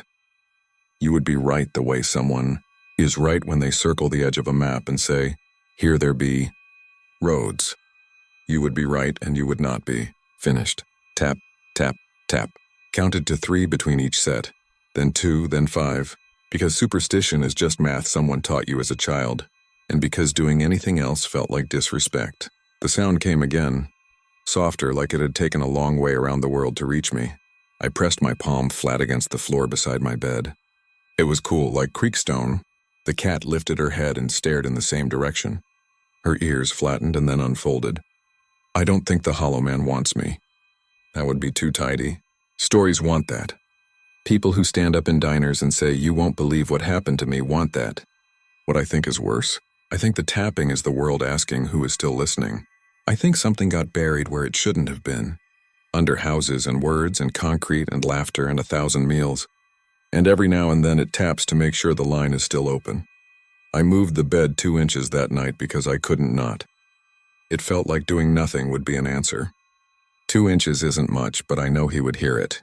I don't mean a he with a face. I mean whoever holds the other end of the string. I slid the bed and the small scrape sounded loud, and then I lay back down and waited. The tapping didn't come again that night. It hasn't every night since. Some nights it does and some nights it doesn't, which is somehow worse. I don't go down to the basement in my building even though the washer is down there. I carry my clothes to the laundromat 3 blocks away, pretending it's because I like the smell of detergent. Pretending it's because there's a TV there that plays the news. Pretending it's because of habit. I do not keep a lantern in my apartment. I do not own a lunch pail. I don't know if I'll go back to Harlan when the house sells to sign papers or hand over keys. Ben can do it. Carrie says she'll go if I don't, which is a thing she says when she's decided I won't. Every now and then I open my phone and play the 15 seconds of audio Carrie recorded, just to see if the taps sound like they did then. They don't. They sound like a memory someone else put in my pocket. Then sometimes I put my hand against the wall by the head of my bed and I wait and I listen and I don't tell anyone. Honestly, that might be the only reason I'm telling you now. Maybe silence is a kind of seal you place without meaning to. Maybe words are a kind of air you give to things that don't know how to breathe. Maybe that's what turned the tapping up to begin with. Either way, if you hear it, if you live 3 floors up and 3 counties over and 2 lifetimes away from the mines, and you wake to a soft, patient sound that counts in 3s, don't panic. Don't pretend it's nothing either. Put your hand to the floor. Let the cold speak to your palm. You'll know what I mean. And if you can't decide whether to move or be still, whether to call or be quiet, you'll be exactly where I am. Somewhere between the house we emptied and the one I sleep in now. Somewhere between the living and the long underground that has more corridors than maps. You won't be in danger, not the way you think. You'll just be counted. The way miners used to be counted at the start of a shift and again at the end. The way bells used to ring names at funerals. That's my theory anyway. on nights when the tapping and I are on speaking terms. Last night, around 3, the cat lifted her head before I heard anything. She stared at the floor by the closet, then at the far wall, then at me. I heard nothing. I almost went back to sleep. Then there it was. A sound like a fingernail lightly tried on the other side of drywall. Not scratching. Not asking. Just there. Just enough. Tap, tap, tap. I waited. The barber on the couch downstairs snored. A siren complained blocks away. Somewhere in the building, a pipe sighed and stopped. The third tap came late, as if whoever made it had paused to listen for my listening. And I held my hand inches above the floor and didn't touch. And I counted to 5, and I didn't move the bed. And I didn't wake anyone, and I didn't decide anything at all. I let the house be a house. I let the sound be a sound. I let the number 3 be exactly what it was. And now I've written this and I've told you, and maybe that's its own kind of knocking. If you hear something knock back, don't answer in words. If you answer at all, answer by standing still just long enough to say with your body that you're here. Long enough for the ground to hear you. Long enough for whoever is counting to add you to the list or take you off. Whichever way eases the weight. That's all I can tell you. That and this. Not everything that wants company in the dark wants to hurt you. Some things just want to know you still know they're there. And if that's what the Hollow Man is, just a tally in the earth tapping through 100 years of stone to see who's left, then I guess I'm on the list now. I guess in my small way, so are you.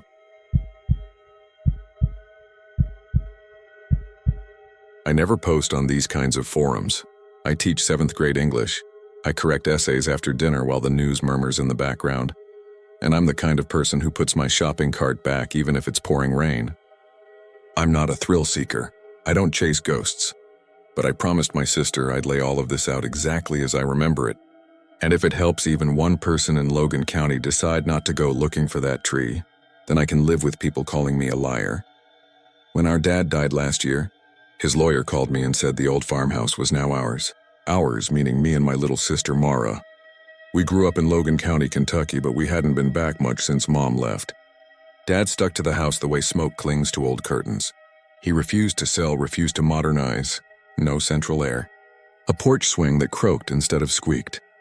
A fuse box that honestly seemed frightened of being touched. He never owned a computer. His voicemail always had the same message. Leave it. If it's you-know-who, I already paid you. It wasn't a comforting place, but it was ours. The house sat about a mile down a gravel road, fields on either side, a fringe of woods at the back. Past the tree line, there was a creek, and beyond that, more woods. A thin path cut through them like a gray ribbon. If you follow that path 2 curves and a shallow dip later, you'll find a clearing with a single oak that looks wrong in photographs and worse in person. Locals call it the witch tree. When we were little, Dad said never go there. If we asked why, he'd say because I said so, and shake another cigarette out of his pack. It wasn't until middle school that I heard the story from Mrs. Patterson down at the feed store. A story she told the way people tell recipes, by feel, by the memory of how something tasted. A woman named Eliza Cottle fed deserters during the Civil War, gave them bread and water and the reassurance that they were safer under her roof than starving in the hills. The locals dragged her to that oak, tied her to it, and burned her. The tree lived. Twisted and blackened, yes, but solid, stubborn. Over the years, hunters took the long way around it. Crows nested in every color of oak but that one. The ground around its roots gathered puddles even when it hadn't rained, and no one could explain why. And every few years, someone, usually a bored teenager or an out-of-towner, carved their initials into the bark. Within weeks, something happened to them. Not gore, not movie horror, just terrible bad luck. A logger crushed under a stack of his own timber. A teenage girl found hanging from a branch with no rope in sight. The marks always disappeared afterward. The tree ate them. That's how people said it in Logan County. Not the marks faded. Not they were weathered away. The tree ate them. Like it had a mouth and a memory. I should have written all this sooner. I should have posted the week it happened. Maybe then I wouldn't have had so much time to talk myself out of details. To convince myself I imagined the parts that don't fit neatly into daylight. But nothing was neat. It started the first night we went back to the farmhouse. It was mid-September, one of those gray evenings when the sky feels like a damp dishcloth. I drove from Lexington in my old Camry, with the trunk stuffed full of cleaning supplies and 2 folding tables. Mara came straight from Nashville in her newer car. My friend Tyler, he works in maintenance for the school district and thinks he's invincible because he once crawled under a moving school bus to grab a baseball, offered to help. Road trip, he said, shooting finger guns when I picked him up. He'd never been to our old place. He snagged us 2 egg salad sandwiches from a gas station and then teased me for doing the speed limit. We got there just after dark. The porch light was burned out, but I had a headlamp in the glove compartment, one of those cheap ones that makes everything look cold. The grass knee-high, the mailbox full of pre-approved credit card offers. The kitchen window gaped like a missing tooth. It wasn't broken. Dad had removed the screen to catch better air, and then never put it back. There was a note on the back door written in Dad's blocky all caps. Check the cellar pump motor new. We swept. We filled trash bags. We opened windows and propped them with paint stirrers. The floorboards complained under every step. The house smelled like dust and mint. Dad used to plant mint everywhere, reckless with it. The downstairs bathroom sink spat brown water for a minute before it cleared. We found 6 unopened utility bills tied together with twine. Dad had his own ways. Tyler took the trash bags out to the gravel like he'd been born knowing where they ought to sit on pickup day. He tried on Dad's hats and found one that fit. It wasn't until the crickets woke after midnight that the unease started to collect in me, grain by grain, pebble by pebble. We were sitting in the living room on mismatched chairs, eating chips out of a 2-for-1 bag and drinking warm soda because the fridge wasn't running yet. The porch swing knocked softly against the siding. Knock, pause, knock, the sound of slow patience. I kept telling myself this is just an old house and you haven't slept and you're primed to feel weird. But it wouldn't go away. The knock had no rhythm. It was like someone pushing the swing with one finger twice and then waiting. Mara said, "You good?" without looking up from the box of our mom's cookbooks. She likes to pretend she's not the serious one. She is, yeah, I said, just getting used to the air. You always were dramatic, she said, but softer than it sounded because that's how we tease when we're exhausted, with everything rounded off. Tyler rubbed his forearms. Your dad keep it this cold?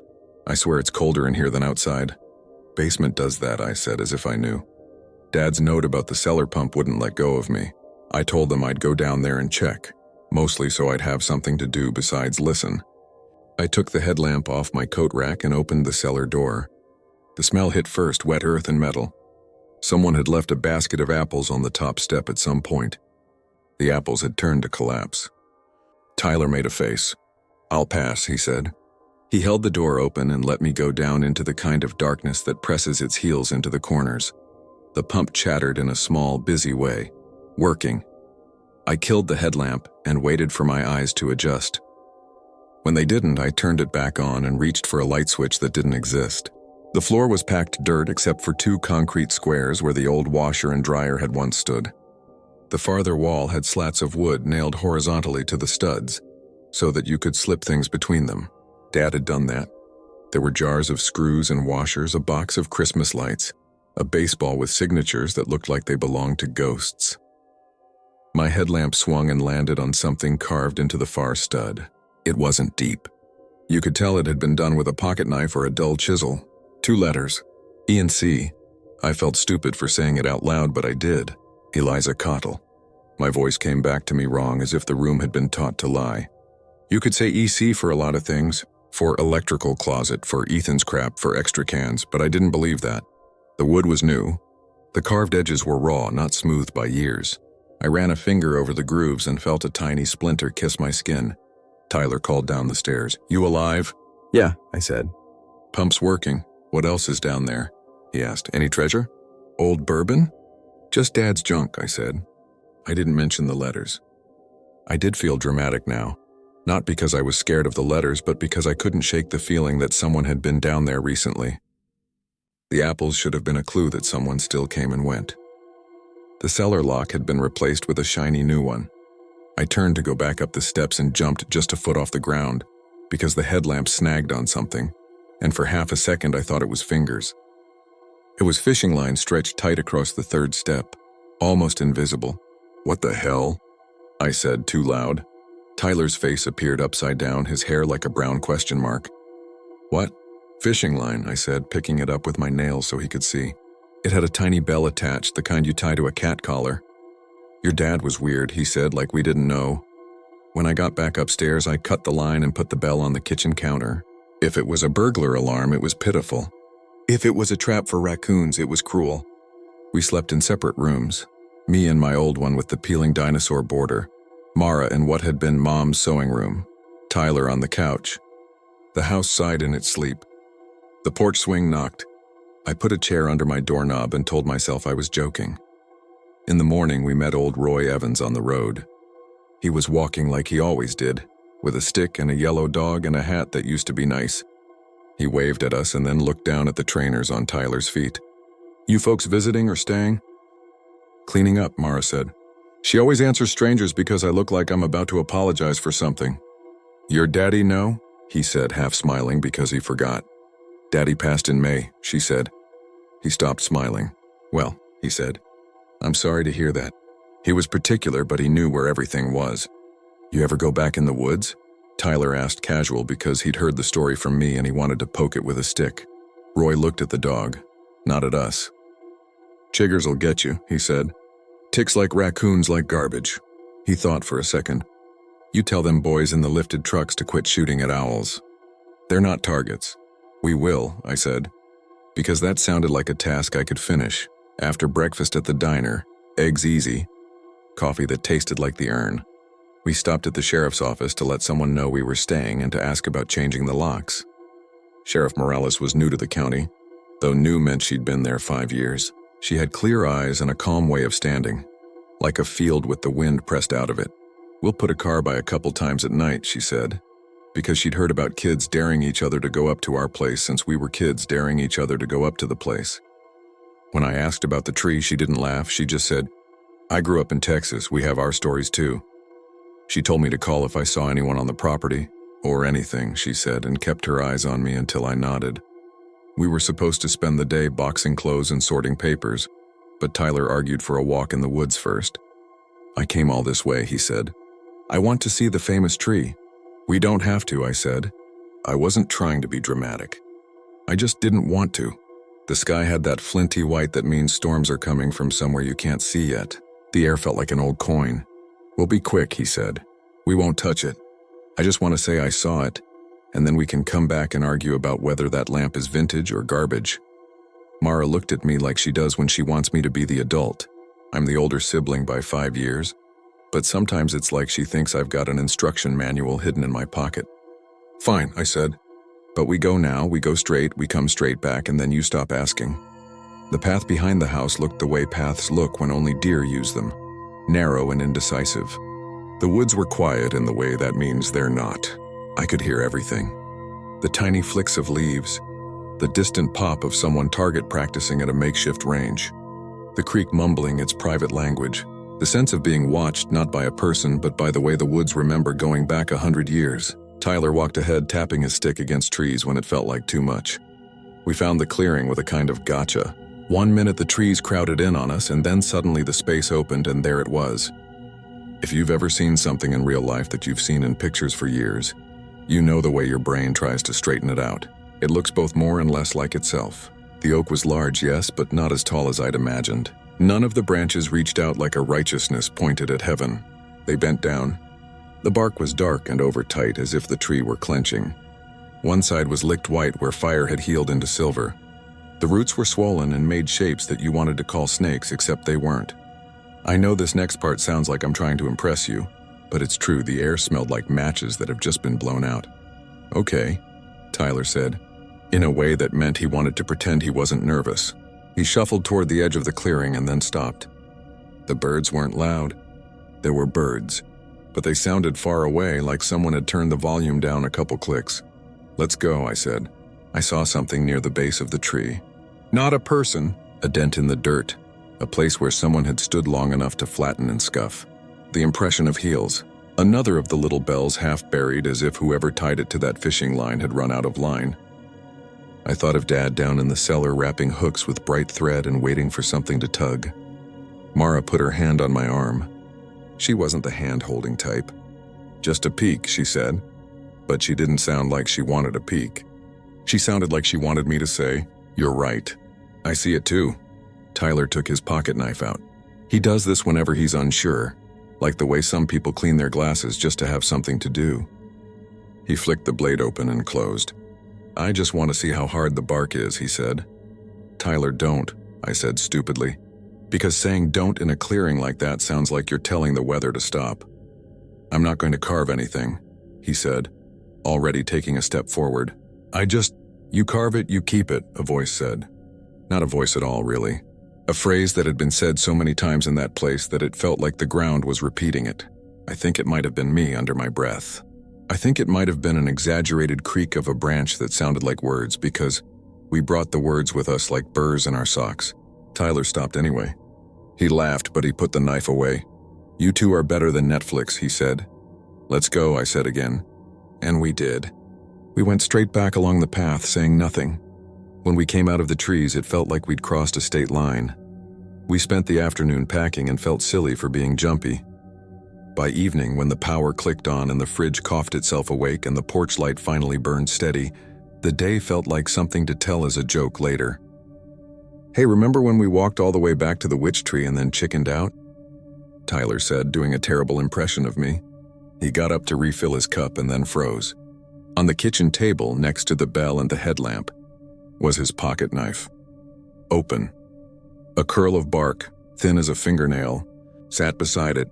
"I put that in my pocket," he said, his face not joking. "You probably dropped it," Mara said. "I put it in my pocket," he said again, monotone because repetition is sometimes how you scrape disbelief off of something. He touched the bark the way you touch a coin you found in a parking lot. Greedy and careful. Maybe it was already in there, I said. Even as I said it, I felt dumb. The bark was dark like the tree. Tyler wiped his hand on his jeans as if the bark were wet. "It's sap," he said. "It feels like it wants to stick." We put the knife in a drawer and laughed because laughing was available. The porch swing knocked. Knock, pause, knock. The sky cinched down and gave us rain. Fat drops that hit the leaves and then each other. The house grew smaller with it. That night I had trouble sleeping, which is not unusual for me in a strange bed. Around 2 in the morning, my phone buzzed with a voicemail notification. No call, just a voicemail. It threw a little square of light onto the ceiling. I thumbed it open and listened. I didn't hear words. I heard a kind of soft crackling like someone peeling tape off a cardboard box very slowly. Then a whisper, probably just the cracking slowing down, but it sounded like someone saying, "You fed them." It wasn't any voice I knew. It didn't sound like a woman the way the story made me expect. It sounded like wood shifting in frost. I didn't wake anyone up. I didn't even save it. I put the phone on Do Not Disturb and told myself it was a wrong number recorded under rain. In the morning, Tyler had a bandage on his thumb. "Cut myself," he said. Kitchen drawer fought back. He held the thumb up to prove he wasn't bleeding, and I saw a faint brown stain on the white bandage, which could have been blood but wasn't the right color. We were supposed to leave that afternoon, but life doesn't care what you put on lists. The plumber came to look at the hot water heater and said, "You could get a new one, but you could also move to Florida."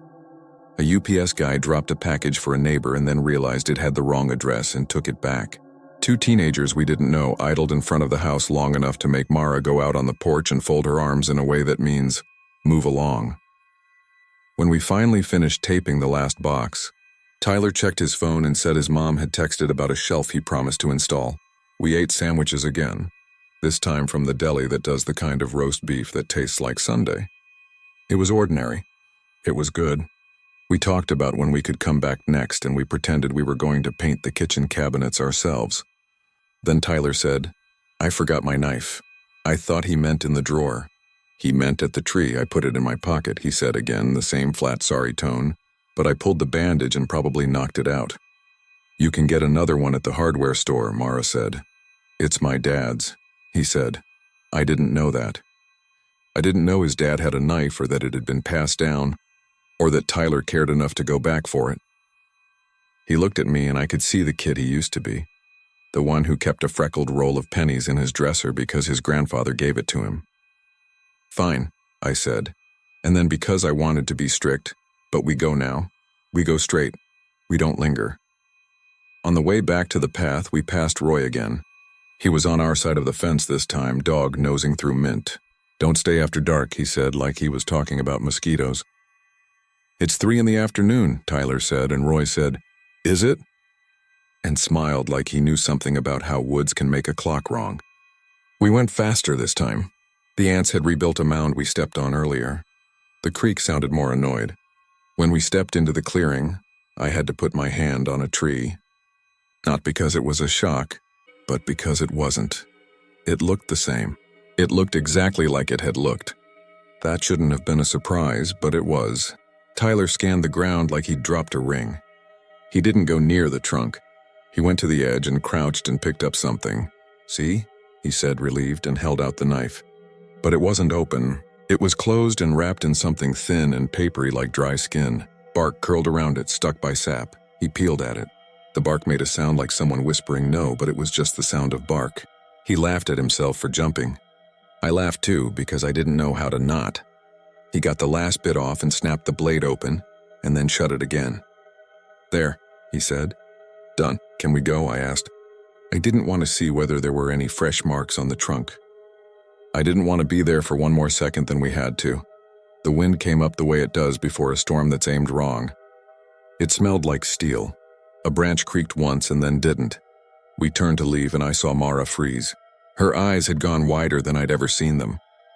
She was staring at the trunk. I didn't want to look, but of course I did. If you've ever been told not to look, you know the way your eyes leap. On the trunk, at eye level, 2 letters, T+M. It wasn't the neat kind of carving, not the kind teenage boys practice on picnic tables. It was jagged, as if done with a blunt instrument by someone who didn't care about craftsmanship. The bark around the letters looked wet. Not a puddle, not dripping, just wet the way a tongue is. "I didn't," Tyler said. "I didn't do that." "And I didn't," Mara said, and then she looked at me like I might accuse her anyway. "I didn't, I just stood there." The letters looked older than an hour and newer than a year. The way a bruise looks when you catch it 3 minutes after it happened. "We have to go," I said with a voice that didn't sound like mine. Now we went. We walked wrong at first, veering, like the path didn't want to find us, and then we forced it. And then the yard opened up and there was the lilac bush that never bloomed, and the porch swing that didn't swing unless it had help. I didn't breathe right until I saw the mailbox again. I told myself we should call someone. I told myself we should call Sheriff Morales and say, "Hey, we're not crazy." And then I heard how it would sound. 3 adults went into the woods and saw something they don't like. "Can you come take a look, please?" But I called anyway. She picked up on the 3rd ring and said she'd swing by in a bit. We waited on the porch. The rain stayed just over the hills like a dog you don't own. Tyler didn't sit, he paced. He opened his knife, shut it, opened it again. He looked at the tree line like someone might poke their head out and wave. When Morales pulled up, she didn't act like we were wasting time. She asked questions the way you ask about a car that won't start. "What did you hear first? What did you see first? How long between? Did you touch it? You shouldn't have touched it," she said when Tyler admitted to the bark. "Not because of curses, because of fingerprints. Kids go out there," she said. "Kids do stupid stuff. We log complaints, so if something happens, we can say we were paying attention. That's my job." She went back with us and stood in the clearing with the squint of a person who's learned not to give away their thoughts. I wanted the letters to be gone because then it would be a story, and I could put it away like a book on a shelf. They were still there. The M had a streak on one leg that wasn't there before. Tyler took a step forward and she put a hand out without looking at him. "Don't," she said. "Let me take a photo." She did it quietly, no flash. When she was done, she exhaled like that took something out of her. "Go home," she said. "Lock your doors. Don't come back here for a while." "Are you going to call someone?" I asked, meaning someone who studies trees. Someone who studies people, it didn't matter which. "I'm going to call somebody," she said, and didn't explain. That night, the porch swing didn't knock. It swung like someone had pushed it hard and then stepped back. I went outside once barefoot because I thought I saw a figure by the shed. It was a shadow of a shadow, a darker spot where the night felt thicker. But when I clapped my hands and yelled, "Hey!" there was just the smell again, the match-blown smoke, and then the sound of water in the downspout struggling to find its way. I told myself I'd misheard the voicemail. I told myself the cellar bell was an old man's first line of defense. I told myself the letters would wash off in the rain. They didn't. In the morning, we snuck back like criminals to see. The letters were gone. Not the way chalk disappears, leaving a trace you can trace. They were gone, smooth. TM and a plus sign eaten, the bark unnaturally neat where it had been rough before. Morales's boot prints were still in the mud. Tyler's were too. So were ours. But the thing we had come here for was not. You want a logical explanation? I do. I looked at the bark and told myself, maybe it regrows faster there because of some weird line in the growth rings, the way some scars heal clean on some people. I told myself some joker could have come out in the night with a rasp and smoothed it and oiled it so it looked natural, because why not? But my scalp prickled and the back of my tongue tasted like a penny. Tyler laughed once, a short bark that was typed "ha" if you had to spell it. Okay, he said. I'm done. This place is yours. We left that afternoon. When I hugged him goodbye, his bandage had gone dark, and when I asked if it needed changing, he said no. And then he dropped his keys and flinched like someone had shot off a cap gun at his feet. He drove back to town to install the shelf for his mom, except when he texted later, he said he'd do it tomorrow because an old oak limb came down in the yard. No wind, just came down, and they spent the evening dragging it to the curb. He sent me a picture and the wood in the picture was split like a mouth. 2 weeks after we were back in our regular lives, Tyler called me from the hospital. It's stupid, he said. I reached up to steady a box and the whole shelf yanked off the wall. Fell right on me. I'm fine. They gave me a brace and told me not to be a hero. He downplayed it because that's what he does. The next day, he sent me a photo of the bruise starting to come in across his collarbone in 4 narrow lines like fingers. I didn't say it. He didn't either. He texted, "Guess I'm cursed," and then a skull emoji, and then kidding, and then, "Seriously, do not tell my mom." Mara's car wouldn't start twice that month, but not at home. In 2 different parking lots, her engine died and her key stuck, and she had to sit there while men from a nearby shop came out and banged at it with good humor until it started. At Thanksgiving, she came up behind me while I was peeling potatoes and whispered, "Since we went out there, when I sleep, I can't feel my hands. It's like they're in gloves that don't belong to me. Don't tell me that's nothing." I didn't. I said, "You should get your circulation checked." And we both looked at our aunt's old nursing textbooks on the shelf and didn't move.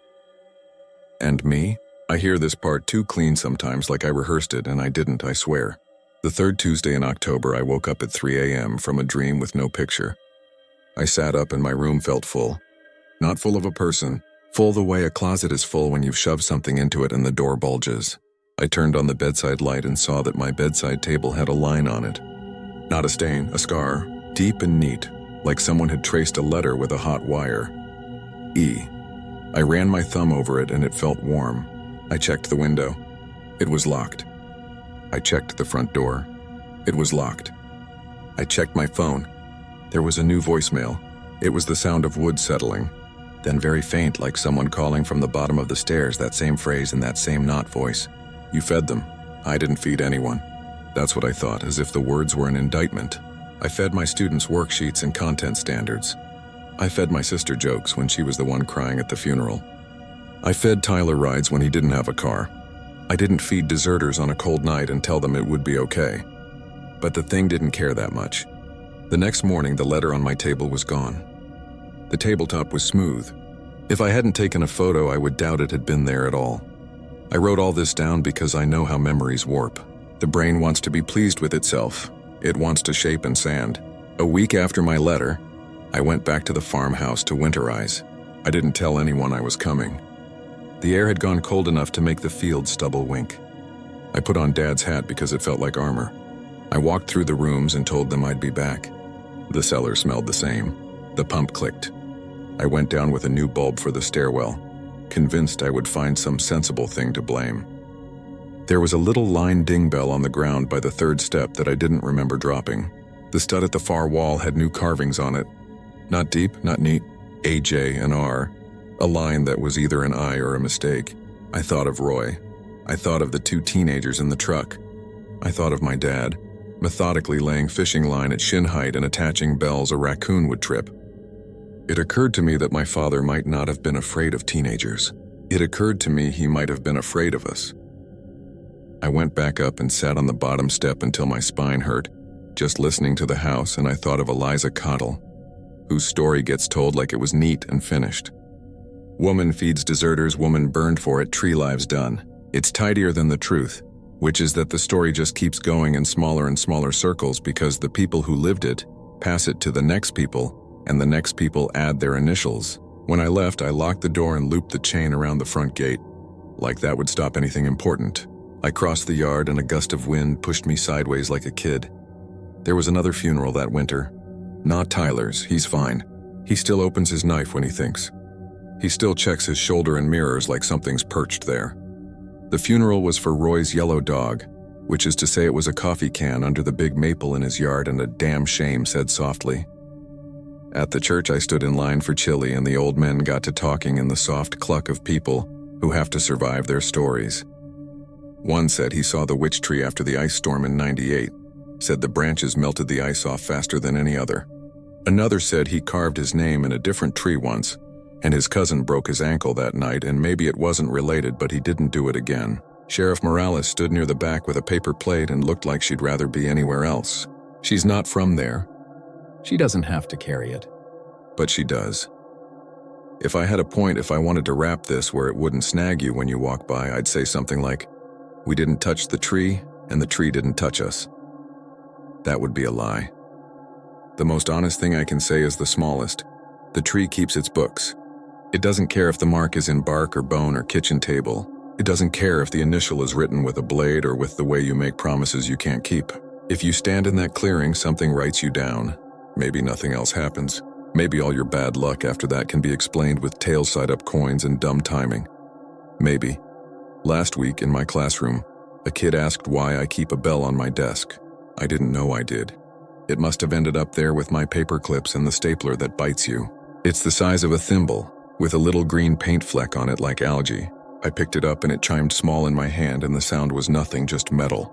I dropped it into the drawer and told myself to throw it away. I will. I didn't sleep well that night. The heat kicked on and off, and it was the cycling and not anything else that woke me at that exact minute when the house sounds full. I rolled over, faced the wall, and saw just for a second a shadow where the lamplight should have been steady. It could have been a car passing 3 streets over. It could have been. The wall looked smooth.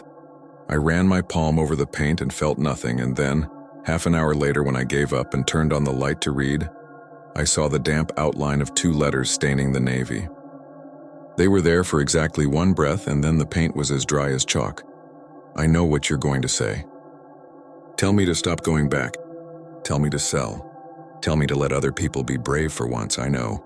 But my sister wants to plant mint in the spring. She wants to clean out Dad's dresser, and she wants to hang the porch swing with a new chain so it won't knock like that.